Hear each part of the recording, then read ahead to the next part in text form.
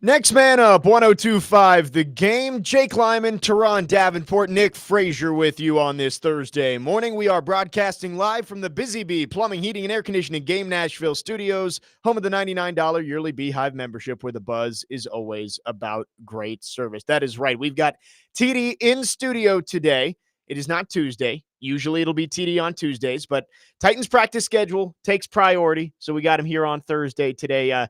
TD, first time since we started this up that we're actually both in studio. First one, I was out there at MTSU. Last week, you were in Atlanta. Good to have all of us together, and it should be a fun show here as the Titans get ready for preseason game number 3 tomorrow night against the Minnesota Vikings. TD, what's going on, man? Nothing much, man. Life is good. Life is good. No complaints, no bad days. I appreciate getting to talk shop, man. It's what we do. I'm sure you're excited to not be traveling at all this week after a couple of weeks out there. We talked about your Tampa travel, the misfortunes there. Nick Frazier is with us too, making the swap today with us. So Connor Newt will be with Chase and Big Joe. What's up, Dr. Crane? Good morning, fellas. Another morning, ready to go. Another morning is right. Should be a fun show today. We've got plenty to get to with TD. He's been out at practice all 3 days this week.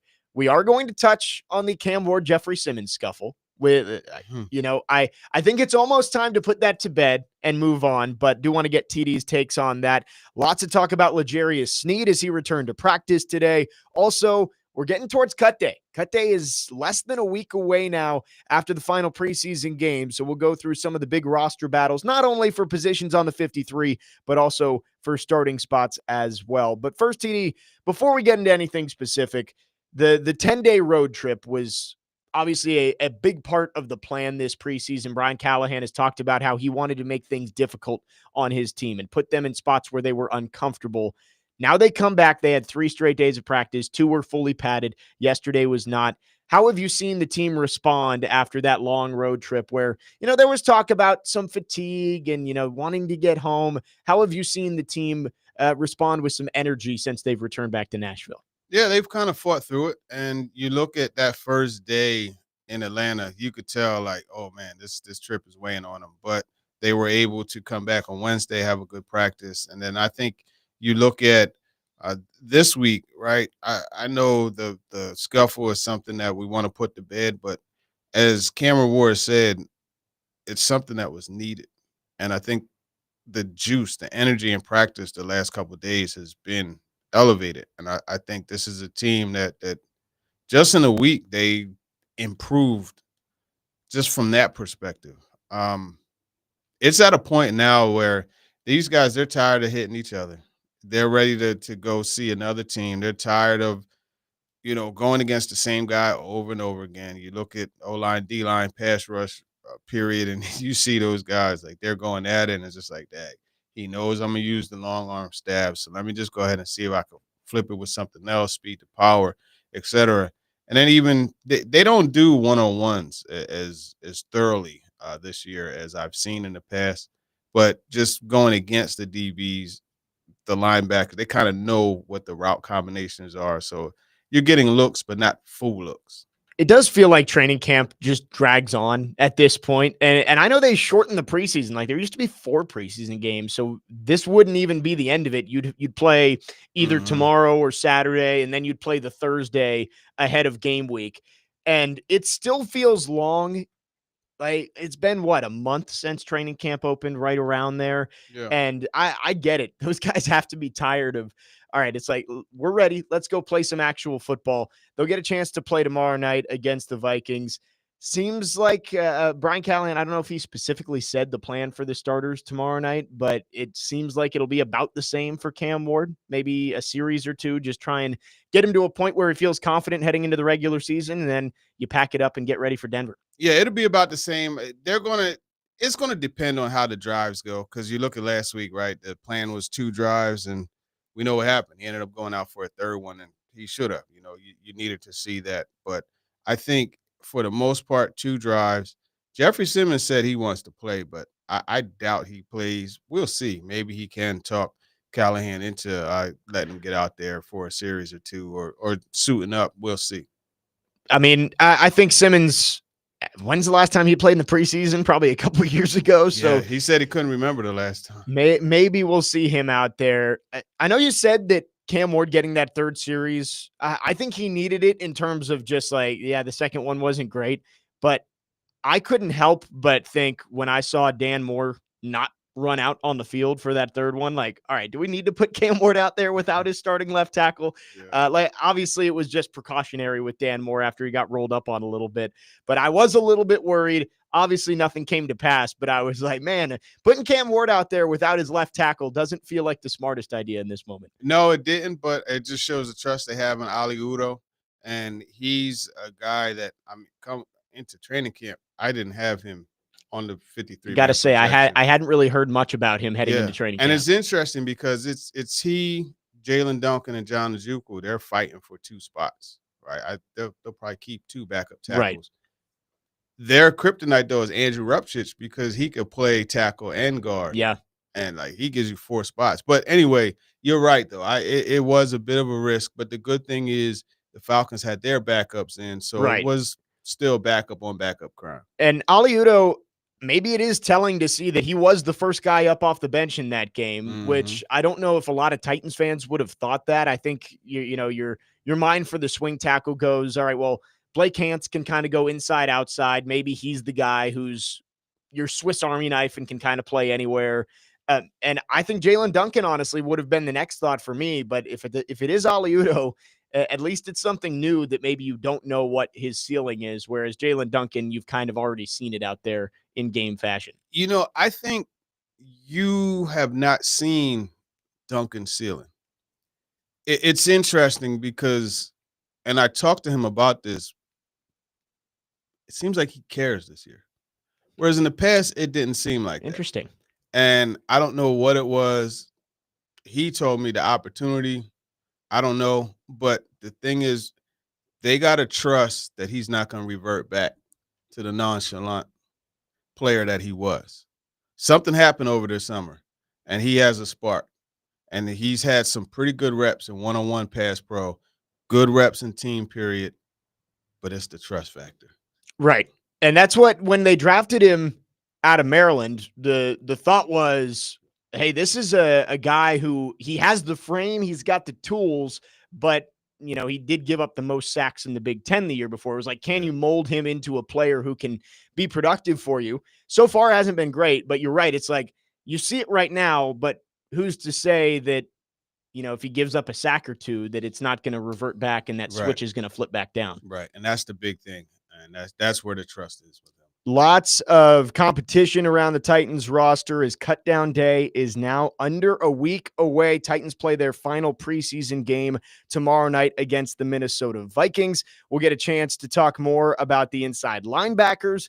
We saw James Williams flash against Tampa, saw Cedric Gray flash against Atlanta. We'll have a conversation about who could end up lining up next to Cody Barton. And L'Jarius Sneed, he's back at practice. It seems like he is trending in the direction to be back on the field somewhat soon. He says he'll be ready for week 1. That remains to be seen. We'll have that conversation coming up in the 10 o'clock hour. But in this first hour, we have to get into the Cam Ward, Jeffrey Simmons scuffle a little bit. Teron Davenport was there. He had a very good take on it with DVD when he called in earlier this week, and we'll flesh that out a little bit more. Is it being blown out of proportion? And like TD said, Cam says it was needed. Could this end up being a good thing for the Titans moving forward? We'll talk about that coming up in the next segment. 615-737-1025 is our phone number. Our phone line is driven by WilsonCountyHyundai.com. If you have any thoughts, questions for TD, we'd love to hear from you. You can call or text throughout the show. Teron Davenport is with us for all 3 hours. Jake Lyman, Nick Frazier with you. Next man.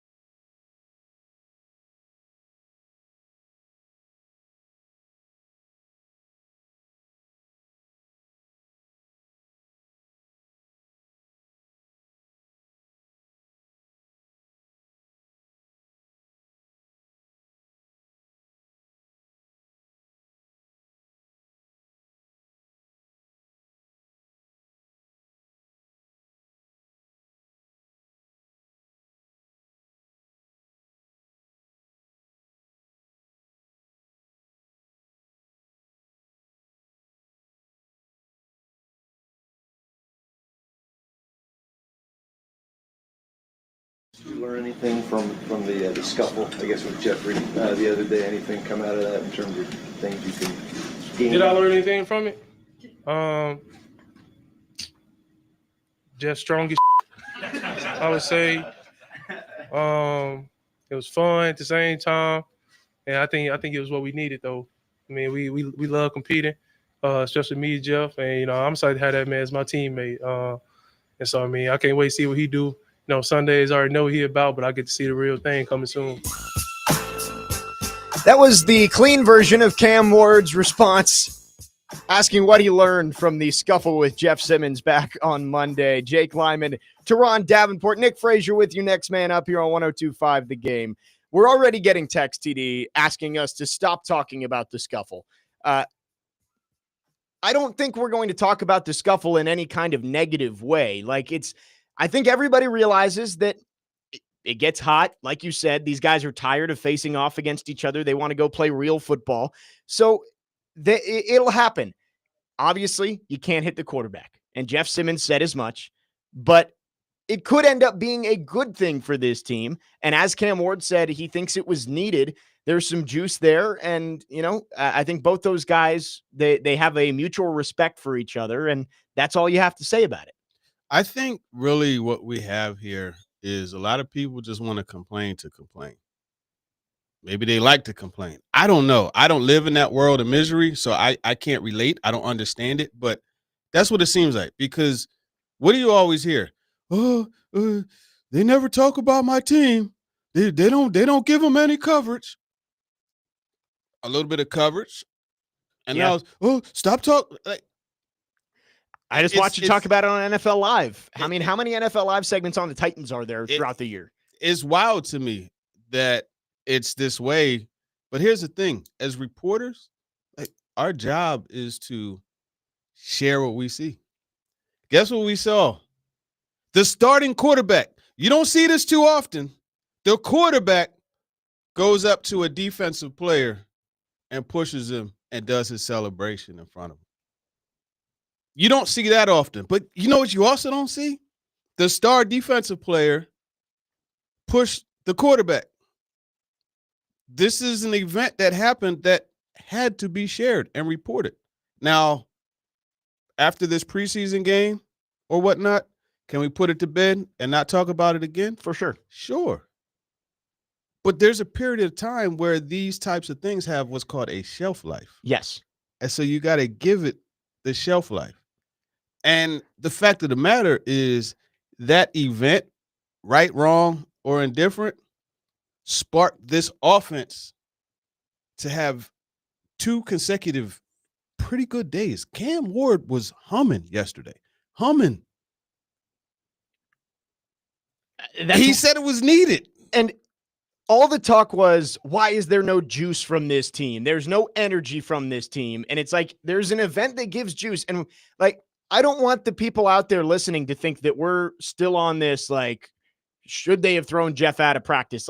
We moved on from that. Yeah. We understand, both the guys have come out and been like, hey, we got love for each other. It was heat of the moment. And it happened. They do.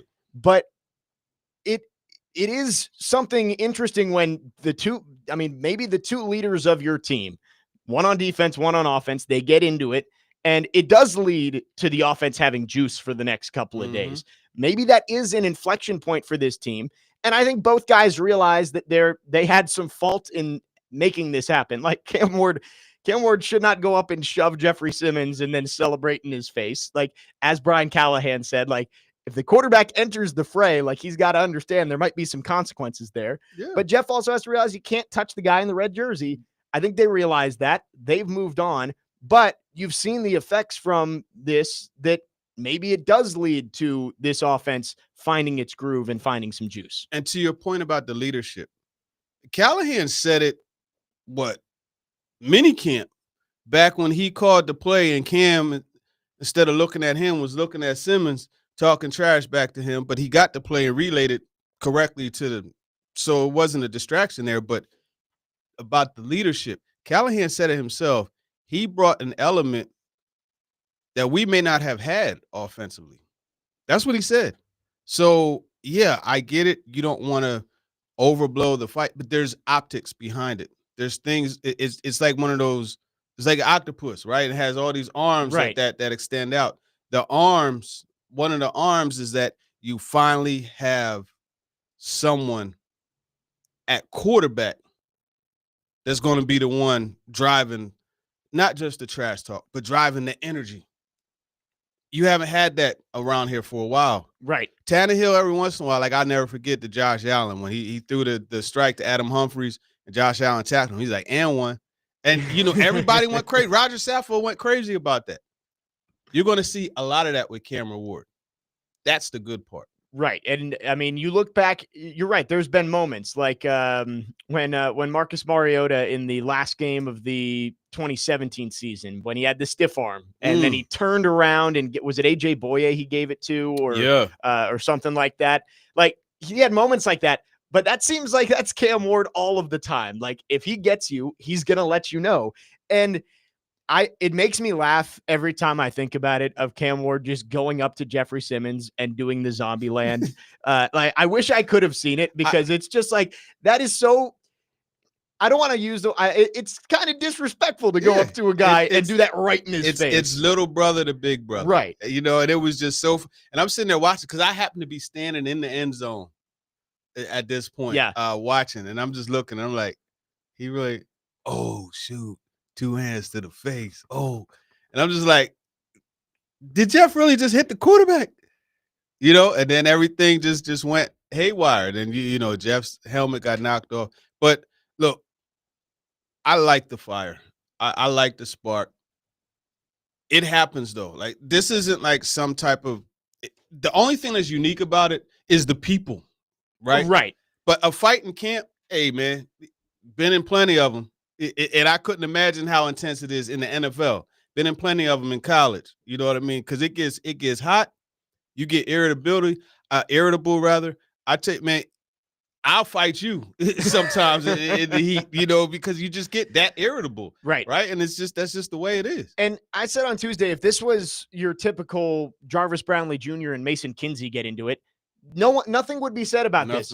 But this is why it's unique. It's your number 1 overall pick quarterback going after the leader of the defense and Big Jeff. Like it is a big deal.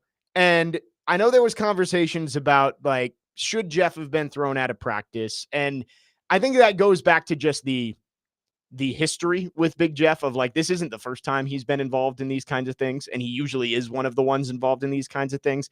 And I do think maybe there needs to be some accountability for Jeff. Like, hey, you don't hit the quarterback, but you're right. Like it could end up being a needed thing of like, hey, these guys are going to go to bat for me and I'm going to go to bat for them. And it brings the whole team together in the end, instead of tearing them apart. Here's the thing. And I'm glad you mentioned that. Right. Because so one of my best friends, right? We went to college together. He was another wide receiver. I used to want to fight him every day. Literally every day. Every day. Like I would be waiting for him. And he'll tell you this story. He'd be like, yeah, man, Davenport, that dude, he used to be waiting for me at the bottom of the elevator sometimes, and we'd argue, but he never swung on me. I never swung on him. Yeah. Guess what? We're best friends now. You see what I'm saying? Right. A lot of times when you have like conflict, if you could, as men, put that behind you, there's a relationship that comes out of it. You know what I mean? So to me, looking at this, I bet you that relationship with Jeff and Cam is just stronger. Yeah. As a result of this. So I mean, look, yeah, there's some bad stuff. The retaliating party always gets caught, etc. Jeff should have been thrown out of practice. Yeah. But you know what? I think this is going to have more good than bad. And the good we've already seen, as I said, the 2 practices, it kind of galvanized the offense, right? And what did Jeff say? Man, I really love the way the offense came together and they protected their quarterback. They said, wait, our quarterback. You know what I mean? Like, look at little things like that are said. It helps you understand, hey, you know what? That's a good thing. That's a good thing for them. And now, does that mean they're going to go out and beat Denver? No, but it still means that at least they'll be just a little bit more tied together. Right. You're building a culture, and I think, in the heat of the moment, that's not how you want it all to be handled. But I'm sure it builds respect. Like Cam Ward said, he's like, I can't wait to have Jeff Simmons on my side on Sundays and get to go watch him do his thing. And I'm sure for Jeff Simmons, he's like, man, I've never had a quarterback come up and do that to me. He's like, all right, I want to go to battle for that guy on Sundays. Yeah. It's what you want. Justin from Greenbrier on our text line driven by WilsonCountyUnit.com says, I may be reading too much into this, but Cam saying that was needed seems like it may have been premeditated. He's a smart guy. He is young, yes, but also a smart guy. He's a serious competitor. I don't like that Big Jeff pushed him back, but I think Cam did it to stir things up. I don't think Cam Ward is planning this stuff. Like, I don't think he's planning, like, I'm going to go get in Big Jeff's face. I think that's just the guy that he is. Like, That's he's just going to the go way do it that. is. Yeah, it's the way it is. Lou Reddick, yesterday after my hit on NFL Live, he said something where he was like, every level, all the way back to high school, one thing that I found is that Cam Ward doesn't take any foolishness. Well, here's an example. And again, like, I'm not saying like this doesn't make him the toughest quarterback in the league or anything Right. like that, but you want a quarterback like Phillip Rivers. Yeah. Man, you did you watch Antonio Gates his Hall of Fame speech? Yeah. He got to Phillip Rivers. The tears were in his, like, you could hear it in his voice. Why? Because not only was he a guy that was throwing him the ball, feeding him the football and everything. You look at the way Phillip Rivers, the emotion that he played with, the way he talked trash, guys loved him. And I think that's going to be a similar situation. Not saying he's going to have the same results as Phillip Rivers. Like, I'm just talking about situationally, just how the guys pulled for him. I think that's going to be how it is with Cam. I need to find the mic'd up video of Phillip Rivers screaming, touchdown! Yeah, and walking up the yeah. Who was he yelling that? I It was somebody forget on who. the Jaguars, I want to I say. forget and who, they're, man, they're, but that he's like was telling the hilarious. ref, he's like, can you stop this guy? Yeah. talk all that trash, but never curse at you. I know. Yeah. That's the funny part. Brandez asked, what's the difference between being thrown out of practice and being escorted off the field? So when they say he was escorted off the field, I think it was to not let anybody ask him questions. Yeah, that was Monday. after sprints and breakdown. Yeah. Right. So he was escorted off the field after practice had already ended. Being thrown out of practice would have been, hey, go to the locker room. You're done for the day. Mm-hmm. Bob and Mount Juliet asked, what does Jeff Simmons have to do for TD to stop making excuses for him? I mean, I don't think you're making excuses Who's making for excuses? him. Like Jeff Simmons. Who is this? Bob and Mount Juliet. Bob and Mount Juliet. Did you not hear me say that he should have been kicked out of practice? Did you not hear me say that he should not have done that? Did you not hear me say the retaliator is always caught? Like, what do I have to do to get you to stop with this foolishness? How about that? Yeah, I mean, Jeff he's still, as we saw, the scouts and executives ranked him the 4th best interior defensive lineman in the league. Like, he is a really good player, and you have to understand that. And he's a leader on your football team. Would you like him to not do some of the stuff that he does? And especially last year, starting that fight, for sure. But you also have to understand that that's kind of his personality. 615-737-1025 is our phone number. If you have thoughts, you can text or call. Our phone lines are driven by WilsonCountyHyundai.com. Later today on ESPN 94.9 The Fan, the Nashville Sounds take on the Louisville Bats at First Horizon Park. First pitch is at 6:35. Coverage is also available on the Game Nashville app and at theGameNashville.com. Sounds baseball on ESPN 94.9 The Fan is presented by Twin Peaks and Family Leisure. Jake Lyman, Teron Davenport with you for all 3 hours today here on Next Man Up 102.5 The Game.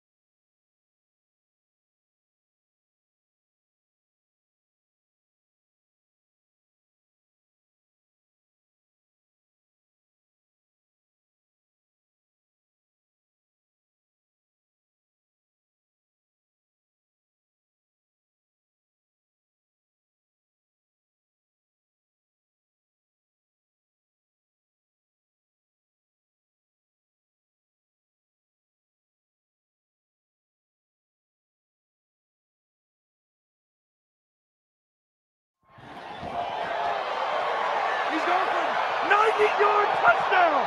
90-yard touchdown! Hey, 17, you see I ain't talking, right? Stay humble, bro. You know he's right Stay here. humble, cuz. I can say 90-yard. I can be excited. Yeah, but don't do that by my ear. Don't do it by my ear now. Don't do it by my ear. I will do it. No. Hey, That's what I do. 1-7. That's what I do. I'll have that you after the game. I should have said that. You good? You good? But you stay beside Came me. to check you real You quick. stay beside me. All right, you good? Good game, baby.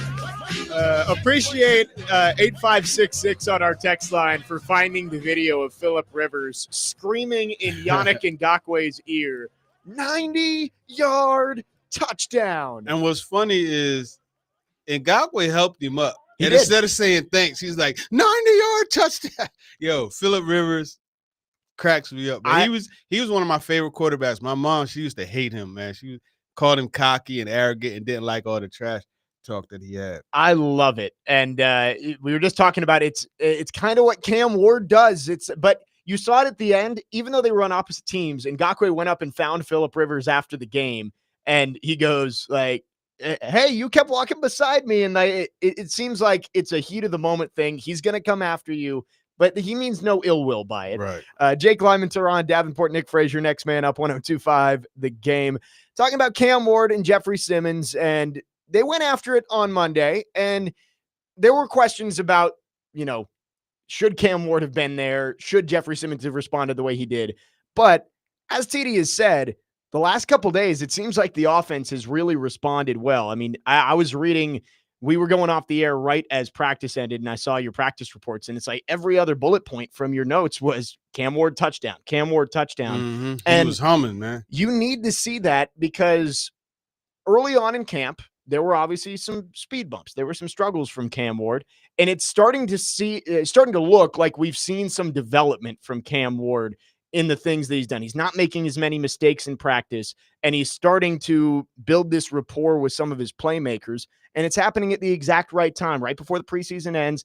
And we'll see tomorrow night what he can do against the Vikings, and then pack it up and start to get ready for regular season football. Yeah, and what you're starting to see is a progression, and I asked him about getting to that 300 level of the offense, and he feels like doesn't master it, but he feels like he has a good understanding of everything, but it's just the reps. And we were kind of talking about the new SC for you, the ESPN platform, about the reps and how I feel that's helping me get better on video. Look, I don't care what it is that you're doing, whether it's picking trash on the side of the highway to talking on the radio. Whatever it is that you're doing, the more you do it, the better you get at it. So the reps are really what's going to help him, and that's why it's important. To me, I feel like he should play to halftime. Honestly, Really? today or this preseason game, I do. I think he should play to halftime.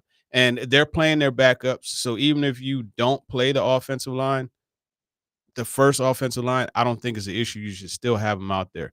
But conversely, if you do play the offensive line, that's another group that with reps, they come together. There's nothing more in more unison than the O-line, right? The D-line is close, especially with how they want to, and I actually just posted a video of their coordinated pass rush.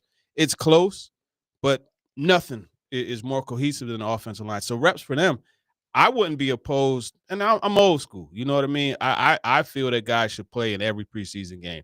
But again, like I said, I'll give them all the way to halftime if it were up to me. I don't hate the idea.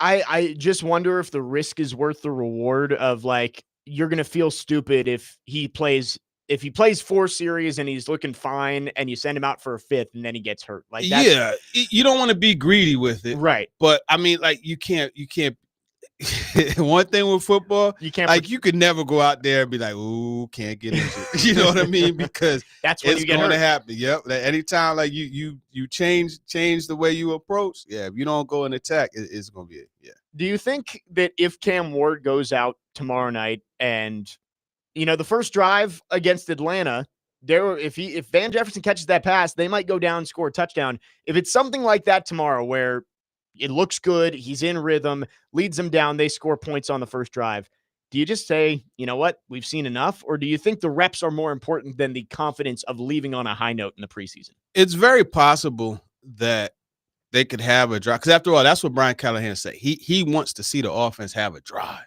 You know, get the ball at the 20, get a bunch of first downs, work your way down the field, and make it happen.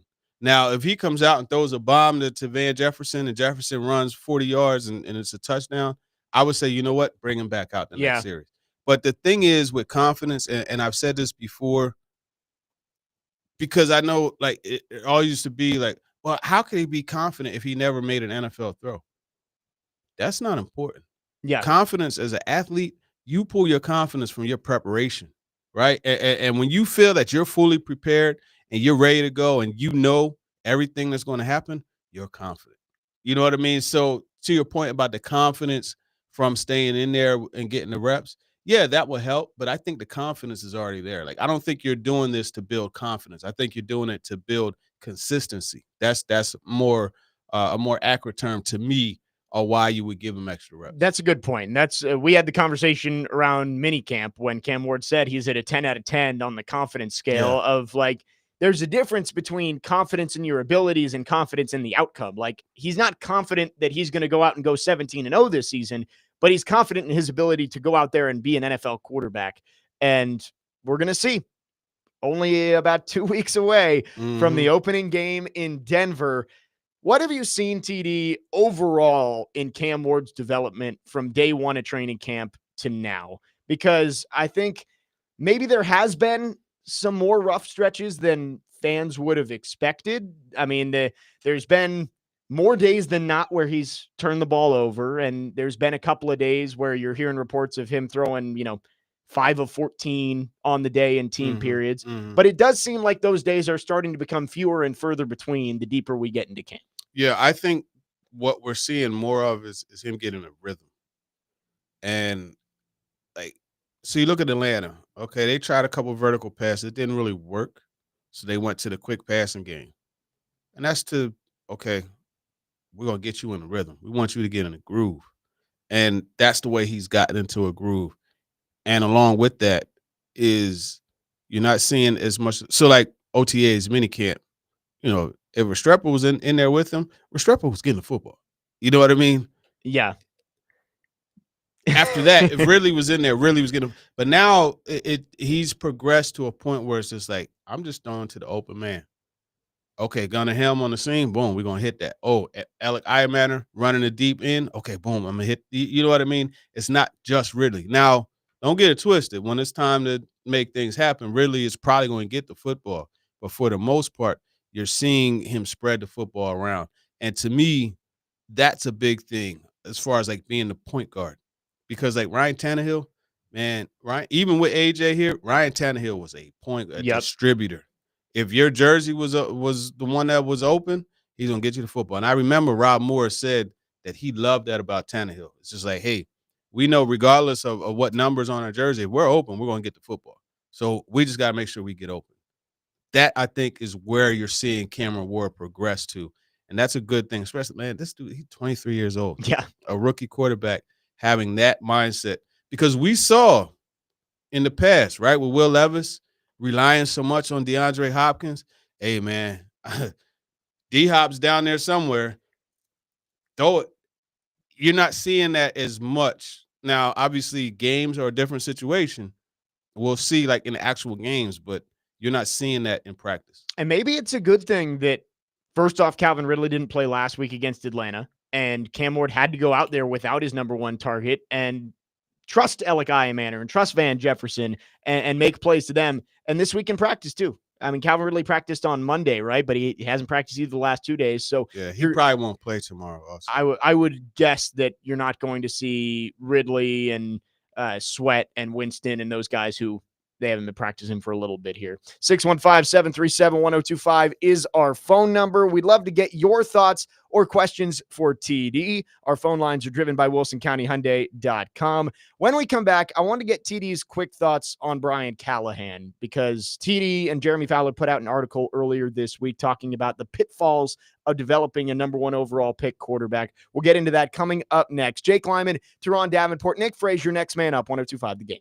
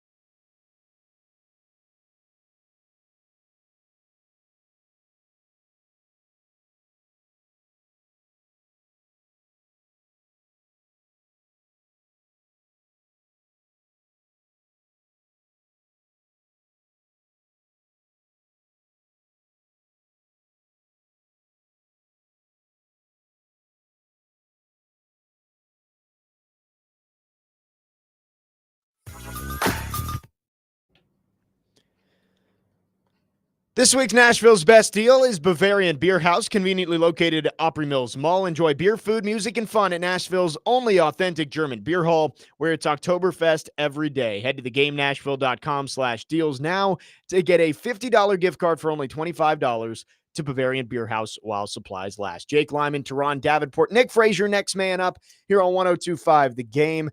TD, you and Jeremy Fowler put out a piece on ESPN.com earlier this week looking at the previous two number one overall picks, Bryce Young and Caleb Williams, and how the pairing with their head coaches just hasn't gone well, among other things that has led to some issues with both those players. The Titans are trying to avoid some of those issues with Cam Ward.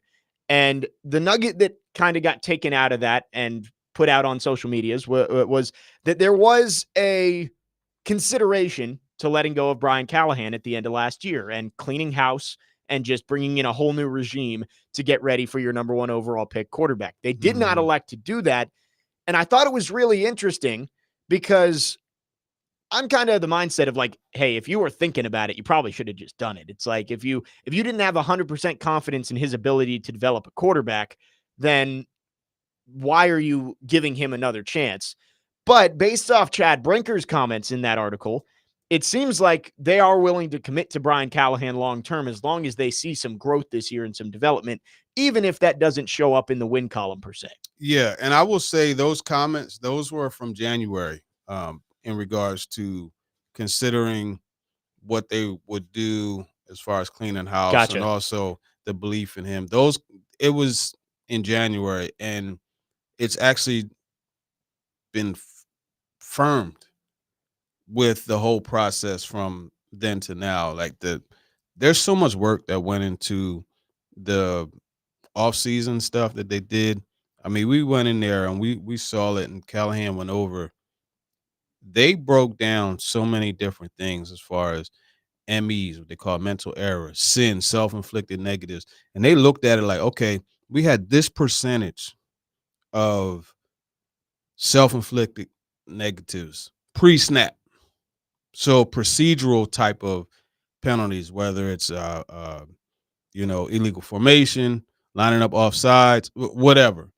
They had X amount of those. So they broke them down. And they broke down, okay, post-snap ones, personal foul, right? Yeah. Jeffrey Simmons, third down. How many times on third down did they get to stop? And this is for my man in Mount Juliet. Yeah. How many times on third down did they get to stop and you see Jeffrey Simmons doing something stupid? Yep.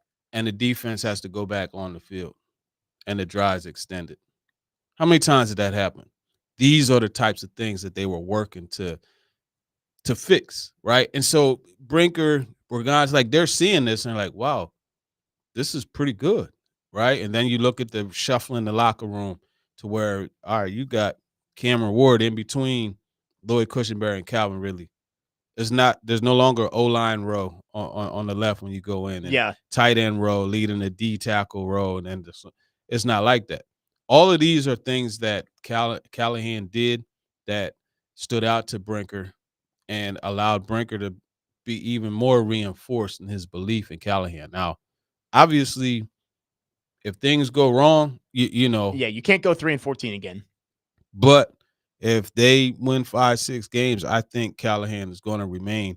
And then that's why I always ask about, okay, what is Brian Callahan's first down and touchdowns, right? Like, what's progress and what's the day-to-day evaluation for him? Because that's what they break it down to day-to-day. Right. And, it's organizationally the culture, right? It's having guys buy in, all of those types of things. So it's happening. I think you've seen Brian Callahan at least is not set in his ways. And I think that's an important thing, is that a coach who fails, you can either be stubborn and say my way is going to work and we're going to keep doing it the same way, or you can make adjustments. And it does seem like Brian Callahan has made some changes. We'll see if that actually leads to results when they put the ball down in a couple of weeks. Let's go to our phone lines driven by WilsonCountyHyundai.com. Trey is on the line wanting to chime in. Trey, good morning. Thanks for calling. What's up? Doing. What's going on? Hey, TD. I know you've been out there a lot. Hey, guys. Hey, I know you've been out there a lot, but my main concern is basically as far as us getting the ball down the field, first downs, timing. Timing is very critical. And timing, I believe, should be a core ability that you learn at an early age. That's something that can't be taught. And I hope the young man have a good season. And, he needs a lot of work. And y'all have a good day and stay blessed. I'll talk to y'all later. Thanks for the call, Trey. Yeah, I mean, I get what he's saying, that like the timing in your head, like it is, maybe that's tough to train, but like these guys are coaches for a reason. Like they know. And that comes with reps too. Right. Right? Like the focus on, okay, you get this 5-step drop, you get to that 5th stop, get it out. Yep. That comes with I'm not going to say it's a natural thing. And it depends on your receivers too. Right. It might be natural to have a quick release, but I don't think that timing is something that is just natural and that you're just born with. I think that has to be built in. Right. Ron on our phone line, or on our text line driven by WilsonCountyHunting.com, says, "Hey, TD, we know the goal is always the Super Bowl, but what is the short-term goal for this team this year, especially with no good backups in all positions? How do you truly evaluate a coach with all that?" And I think that kind of goes back to what we were saying, is like the win total maybe doesn't matter as much. It's more about, do you see the progress of the culture and of the quarterback this year under Brian Callahan? Yeah, and that's the biggest thing. That the culture is the big thing. Can you get that arrow turn from pointing down to pointing up? Right. That's the main thing. And this year is, in essence, a stepping stone towards whatever the future is going to be. Yeah. Because it could be a stepping stone going down the steps, you know what I mean? But it could also be one going up towards a bigger goal, which ultimately we know is Super Bowl. I'm not saying that's in the cards in the future, but ultimately that is the goal, and you want to progress towards it. Right. I think at the end of this year, if Brian Callahan's going to keep his job, everybody in that building has to feel like, okay, we got through this year and now we are ready to compete next year with a couple more pieces. Because obviously the roster is the main issue with this team. Like you need to improve this roster in a lot of places, at the top and at the bottom. But if you can see the progress in all of the small things and say, all right, we've got draft picks this year, we got free agency, we can add a couple of pieces and maybe we can compete next year, not for a Super Bowl, but to be back in the playoff picture where this team hasn't been in 3 seasons now. Yeah, I mean, I think that's really the main thing, is to work towards a bigger picture thing with success in it. Here's a fun question here from Joey from Bellevue. I can't remember the last time camp for the Titans where there weren't any major injuries, knock on wood. It seems it's gone smooth so far. Did you see any notable changes with how camp was run that maybe led to less injured players? Well, you had a major injury in Traylon Burks, but yeah, I think, that's a credit to Zach Woodfin. Zach Woodfin is the lead performance coach. He's awesome. I know he's awesome because he's connected to my guy, Brent Calloway, who actually, he used to run Exos in Frisco. Okay. He just became the Dolphins performance coach. But Brent was telling me about something that Zach brought to the Titans, and it's this 1800 machine. I forget the exact term. I'll find it. But it's a machine that the guys, they attach to. And so have you seen the videos, the pregame videos that I've posted? Like last year, Kenneth Murray Jr. was always a guy I would post, and he had like a bungee attached to this little box, and he'll run. Yeah. So that box, you could set the weight on the box, that, the resistance. Right. And then it measures their force as well as their speed. And John Shaw, who is the assistant speed and performance, awesome. He's the one that worked with Calvin Ridley. I always post the tennis ball videos of Ridley. Yeah. And remember when Ridley had that blow-up game against the Lions? Yep. Well, that was a result of concentrated work with John Shaw, who is another awesome. These guys, like, they upgraded, you know what I mean, on the performance side of things, right? And so you have that, and the box is a way of like making these guys compete against themselves and each other. So that's an example. But then you also look at the health and nutrition, right? They're very intense in monitoring sleep. The guys get their own shakes their diets. I forget her name. I want to slap myself for forgetting her name because she does an awesome job of making sure that each guy has a custom shake. It was a part of the story I did on Simmons and Latham and their diet. Now, most of it was outside stuff that they were doing, Right. but it works in conjunction with it. So I say all that to say, not that Frank Pirano and the crew were bad. You know what I mean? And I got to shout out Matt Gregg, too, who's actually, one of the lead trainers also. It's not that those guys were bad and this group is that much better, but I think the application is really like it's legit what they're doing now. And yeah, you look at Traylon Burks, he had the broken collarbone, but like that's more of a freak injury where Traylon Burks in his years in the league has not figured out how to fall very gracefully, and that led to an injury. But it is a good question from Joey that, yeah, outside of, Tavondre Sweat's missed some time, but that, I mean, tonsils has been most of the recent reason for that. And then you have Kevin Winston has been rehabbing, they've been managing him coming back from the ACL. But yeah, you're right. There hasn't been a whole lot of major injury news. Again, knock on wood. 615-737-1025 is our phone number. Good questions for TD coming in on text line. We'll try and get to all of them throughout the show. But when we come back, the big injury news yesterday, L'Jarius Sneed has come off the PUP list. Will he be ready for week 1 against Denver? We will talk about it coming up next. Jake Lyman, Teron Davenport, Nick Frazier here on Next Man Up, 102.5 The Game.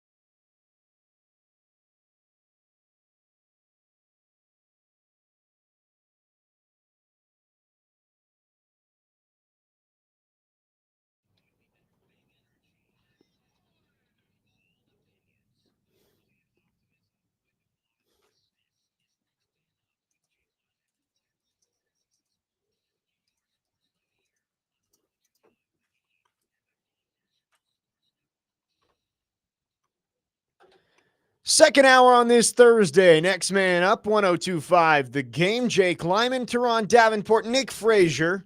Talking Titans all 3 hours today as the Two-Tone Blue get ready for their home debut in 2025. Preseason game number 3 tomorrow night against the Vikings. Talked a lot of Cam Ward in the first hour. We're going to flip over to the defensive side of the ball here as L'Jarius Sneed has returned from the PUP list after about 10 months since the last time that he was out there on the field for that Week 5 Colts game. Took the helmet to the quad, then some knee maintenance, knee cleanup, but he is back out on the practice field. TD, you were out there yesterday, got to speak with L'Jarius a little bit after practice, got to see him out there during individual period. He says he's confident that he'll be ready for Week 1. Do we feel like L'Jarius Sneed will be out there against the Broncos when the Titans head to Denver? Yeah, I think he will. And, we talked a little bit about the speed and performance staff and the nutritionist staff. One of the things that I saw Sneed doing a lot, and pretty much all of the injured guys, Brian Bell, who is the assistant director of performance, that's the big dude with the dreads that you always see. Yeah. He's like the get back coach during the game. Like he tells Callahan to get back. He also has to be shouted out because the work that he does with these guys that are working back from injury, I mean, he's over there with the bag and the D linemen are punching on him, but then he's like directing the DBs like Kevin Winston Jr. and L'Jarius Sneed. That's a part of why I think Sneed is going to be ready. But bigger picture is this. Cornerback is one of the positions, like it's one of the most independent positions, right? Yeah, you're going to get safety help over top from time to time. Absolutely. But the way a L'Jarius Sneed plays is just like, hey, look, see guy, that's get your guy. You know what I mean? That cat right there, you travel with that cat. Cat covers. And he's one of those DBs that can play left, right, as well as nickel. And so when you have a guy that you want to move around, Cortland Sutton, you want to get the sides in the slot, okay, no problem. You got Sneed, you drop him down and you say, L'Jarius, put hands on him. I need you to have a conversation at the line of scrimmage with him. And I'm not talking about with words. You know what I mean? Yep. So I say all that to say, will he be the same player that he was before? No, not in Denver. Maybe eventually. But because cornerback is such an independent position, I don't think it's going to take much for him to get back on the field. But as he said, the conditioning wise, like you got to be a John Deere tractor. Because as receivers, right? As receivers, we could run a go route and tap that helmet. Yeah. Hey, I need a break. You know what I mean? And the next guy come in. You can't do that as a DB. No. You got to keep going and going and going. So that is something to take note of. Especially starting the season in Denver, where I forget what the record is for the Broncos in September games at home, but it is one of the toughest places to play early in the season because guys aren't in full-on football shape already. And it's like, all right, now you're a mile high and the air is thinner, makes it a little more difficult. So we'll see. But I did hear Robbie and Paul talk about it this morning that even when the Titans traded for him last year, L'Jarius Sneed was not talked about as a guy who's going to be your practice Iron Man who's out there every single day. It was kind of like, hey, he's going to practice when he has to practice, but he's going to be ready for Sunday. Is that kind of what the plan is going to be again this year? Is like, yeah, you might see him be limited at practice every once in a while, but for the most part, it's just get him ready to be at his best top ability when you get to Sunday. Yeah, L'Jarius Sneed is on the Kawhi Leonard program. You know what I mean? They're going to load manage him. And I could even draw a baseball analogy. Barry Bonds, right? You play a night game, you're not going to see him the day game afterward. Like, it just doesn't happen. You know what I mean? So those types of situations where he'll probably be limited in practice, and then you'll see him, on Wednesday. You'll see him limited Thursday, and then he'll be out there for the full walkthrough on Friday. Like, that's probably how it's going to go. Kind of a quick tangent, but, speaking of like a back-to-back or a day game after a night game, the Titans' schedule is so unique this year because they play every game on Sunday. Like, there's no Monday night game, no Thursday night game. So there's no, yes, you don't get that mini bye, which I know a lot of teams talk about, but you also don't have any short weeks, which I think is important too. Obviously, with flex scheduling, who knows? I would make the guess the Titans aren't going to get flexed to a Thursday night game. But Maybe a Sunday night. maybe Sunday night, which I guess shortens you up a little bit for that next week. But it does allow the Titans to get into a little bit of a routine there, and you don't have to worry about a guy like L'Jarius Sneed, who, yeah, if he's on that load management plan, it might be tough for him to go Sunday, Thursday, but you can kind of have a consistent plan for all those guys throughout the year because your schedule is consistent and you play Sunday, usually at noon every single week. Yeah, and that's one of the things because, you know, getting to the game 6 hours early, like Cam Ward Ward. did, I don't think he's going to be able to do that too much. I guess he'll be at games at 6 a.m., 7 a.m. But yeah, I think that no primetime games is something that will allow the schedule to be consistent. The Titans also have just such a strange schedule because they only have 3 home games until November, but then they don't leave home from November 2nd to December 7th. So it's like, I guess it works out both ways. They'll be on the road a lot early, at home a lot late. L'Jarius Sneed, if he is healthy and if he's back out on the field, do you think the Titans can get anything close to what they expected when they traded for him? Like a year and a half ago, he was considered at worst, I think, a top 5 cornerback in the league. Even when he was healthy for the Titans last year, I think he left a little bit to be desired. There were some plays where he got beat over the top.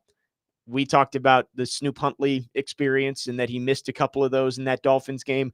Do you think the Titans are getting just a starting level quality corner, or do you think L'Jarius Sneed can get back to being more than that and be a Pro Bowl caliber player? It's hard to say that he could go back to where he was before the injury because, as you mentioned, we didn't see that lockdown guy. He did have the hamstring that kind of he had to toughen out in Miami, and yeah, Tyreek Hill got behind him.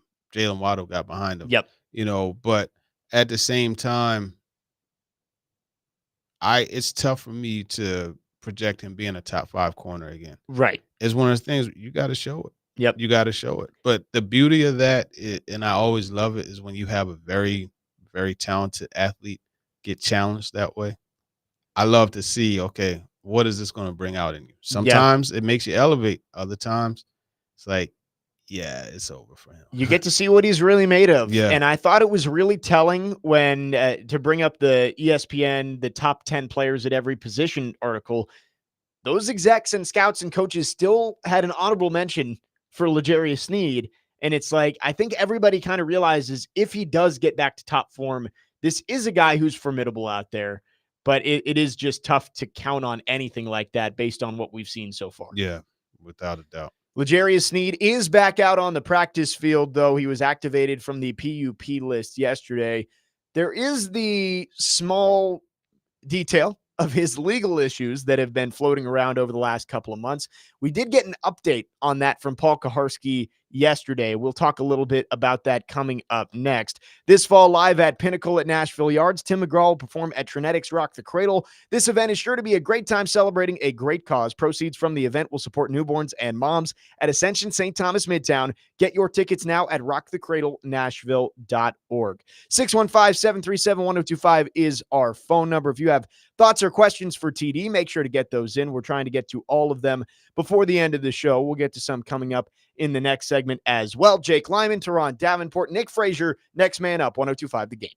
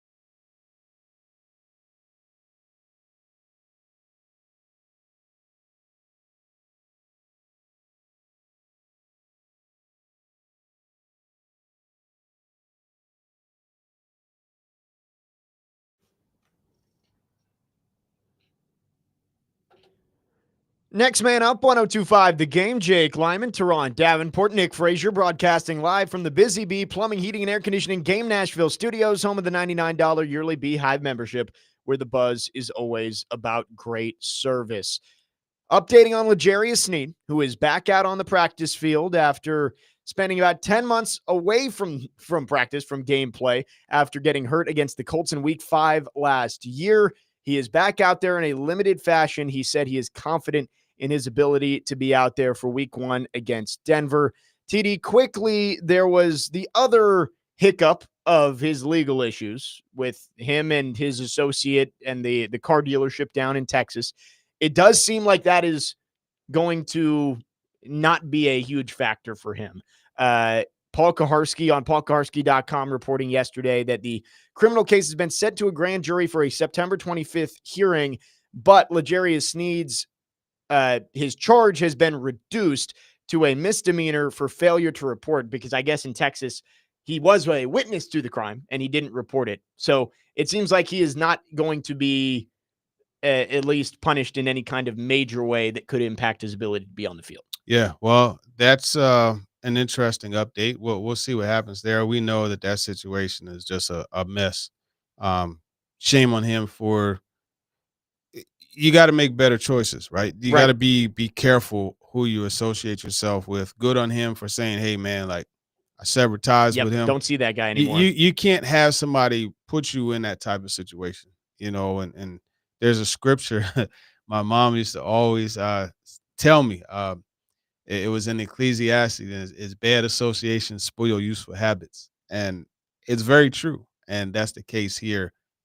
I don't know what's going to make of the civil case. You got this lawyer who's saying, "Hey, we're not suing for money, but we want $1 million." that whole thing is ironic to me. But I think he needs, once this gets like done away with, he's gotta stay on the straight. Like you gotta, right. You know what I mean? And I know it's tough because you come from a background where these are the types of things that happen. Now, me saying that these are the types of things that happen is not excusing it.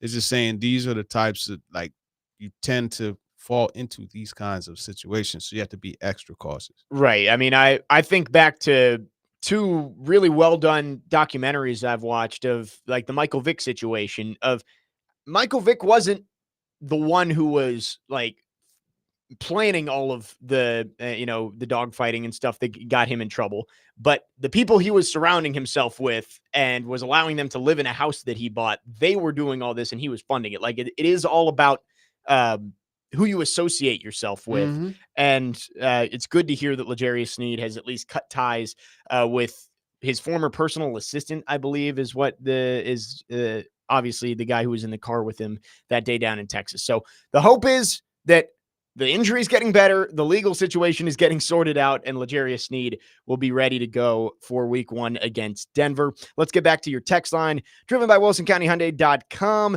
8566 asks, TD, it seems like there are a lot of wide receiver needy teams that are calling around trying to trade for a wide receiver. We saw a couple of those yesterday. 49ers traded for Sky Moore from the Chiefs, and the Saints actually took away a weapon from Bo Nix and the Broncos, the Titans' Week 1 opponent, Devon Bailey, going to New Orleans. This text is about the Titans trading Calvin Ridley, which is just not going to happen.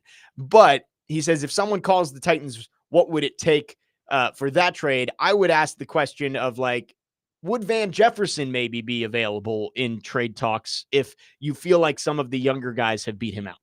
Yeah, I think, Van Jefferson is a guy that could be made available. I see this, though. Van is he's a high character guy. Yep. I know the drop against the Falcons. Like, obviously he would want that back too, but he's a high character. He's good to have in the locker room. He's a good route runner. I think in this wide receiver group where they have 3 veterans, like, that's it. You know what I mean? Bryce Oliver is a second-year player. Alec Ayamaner, Chimere Dike, these are first-year players.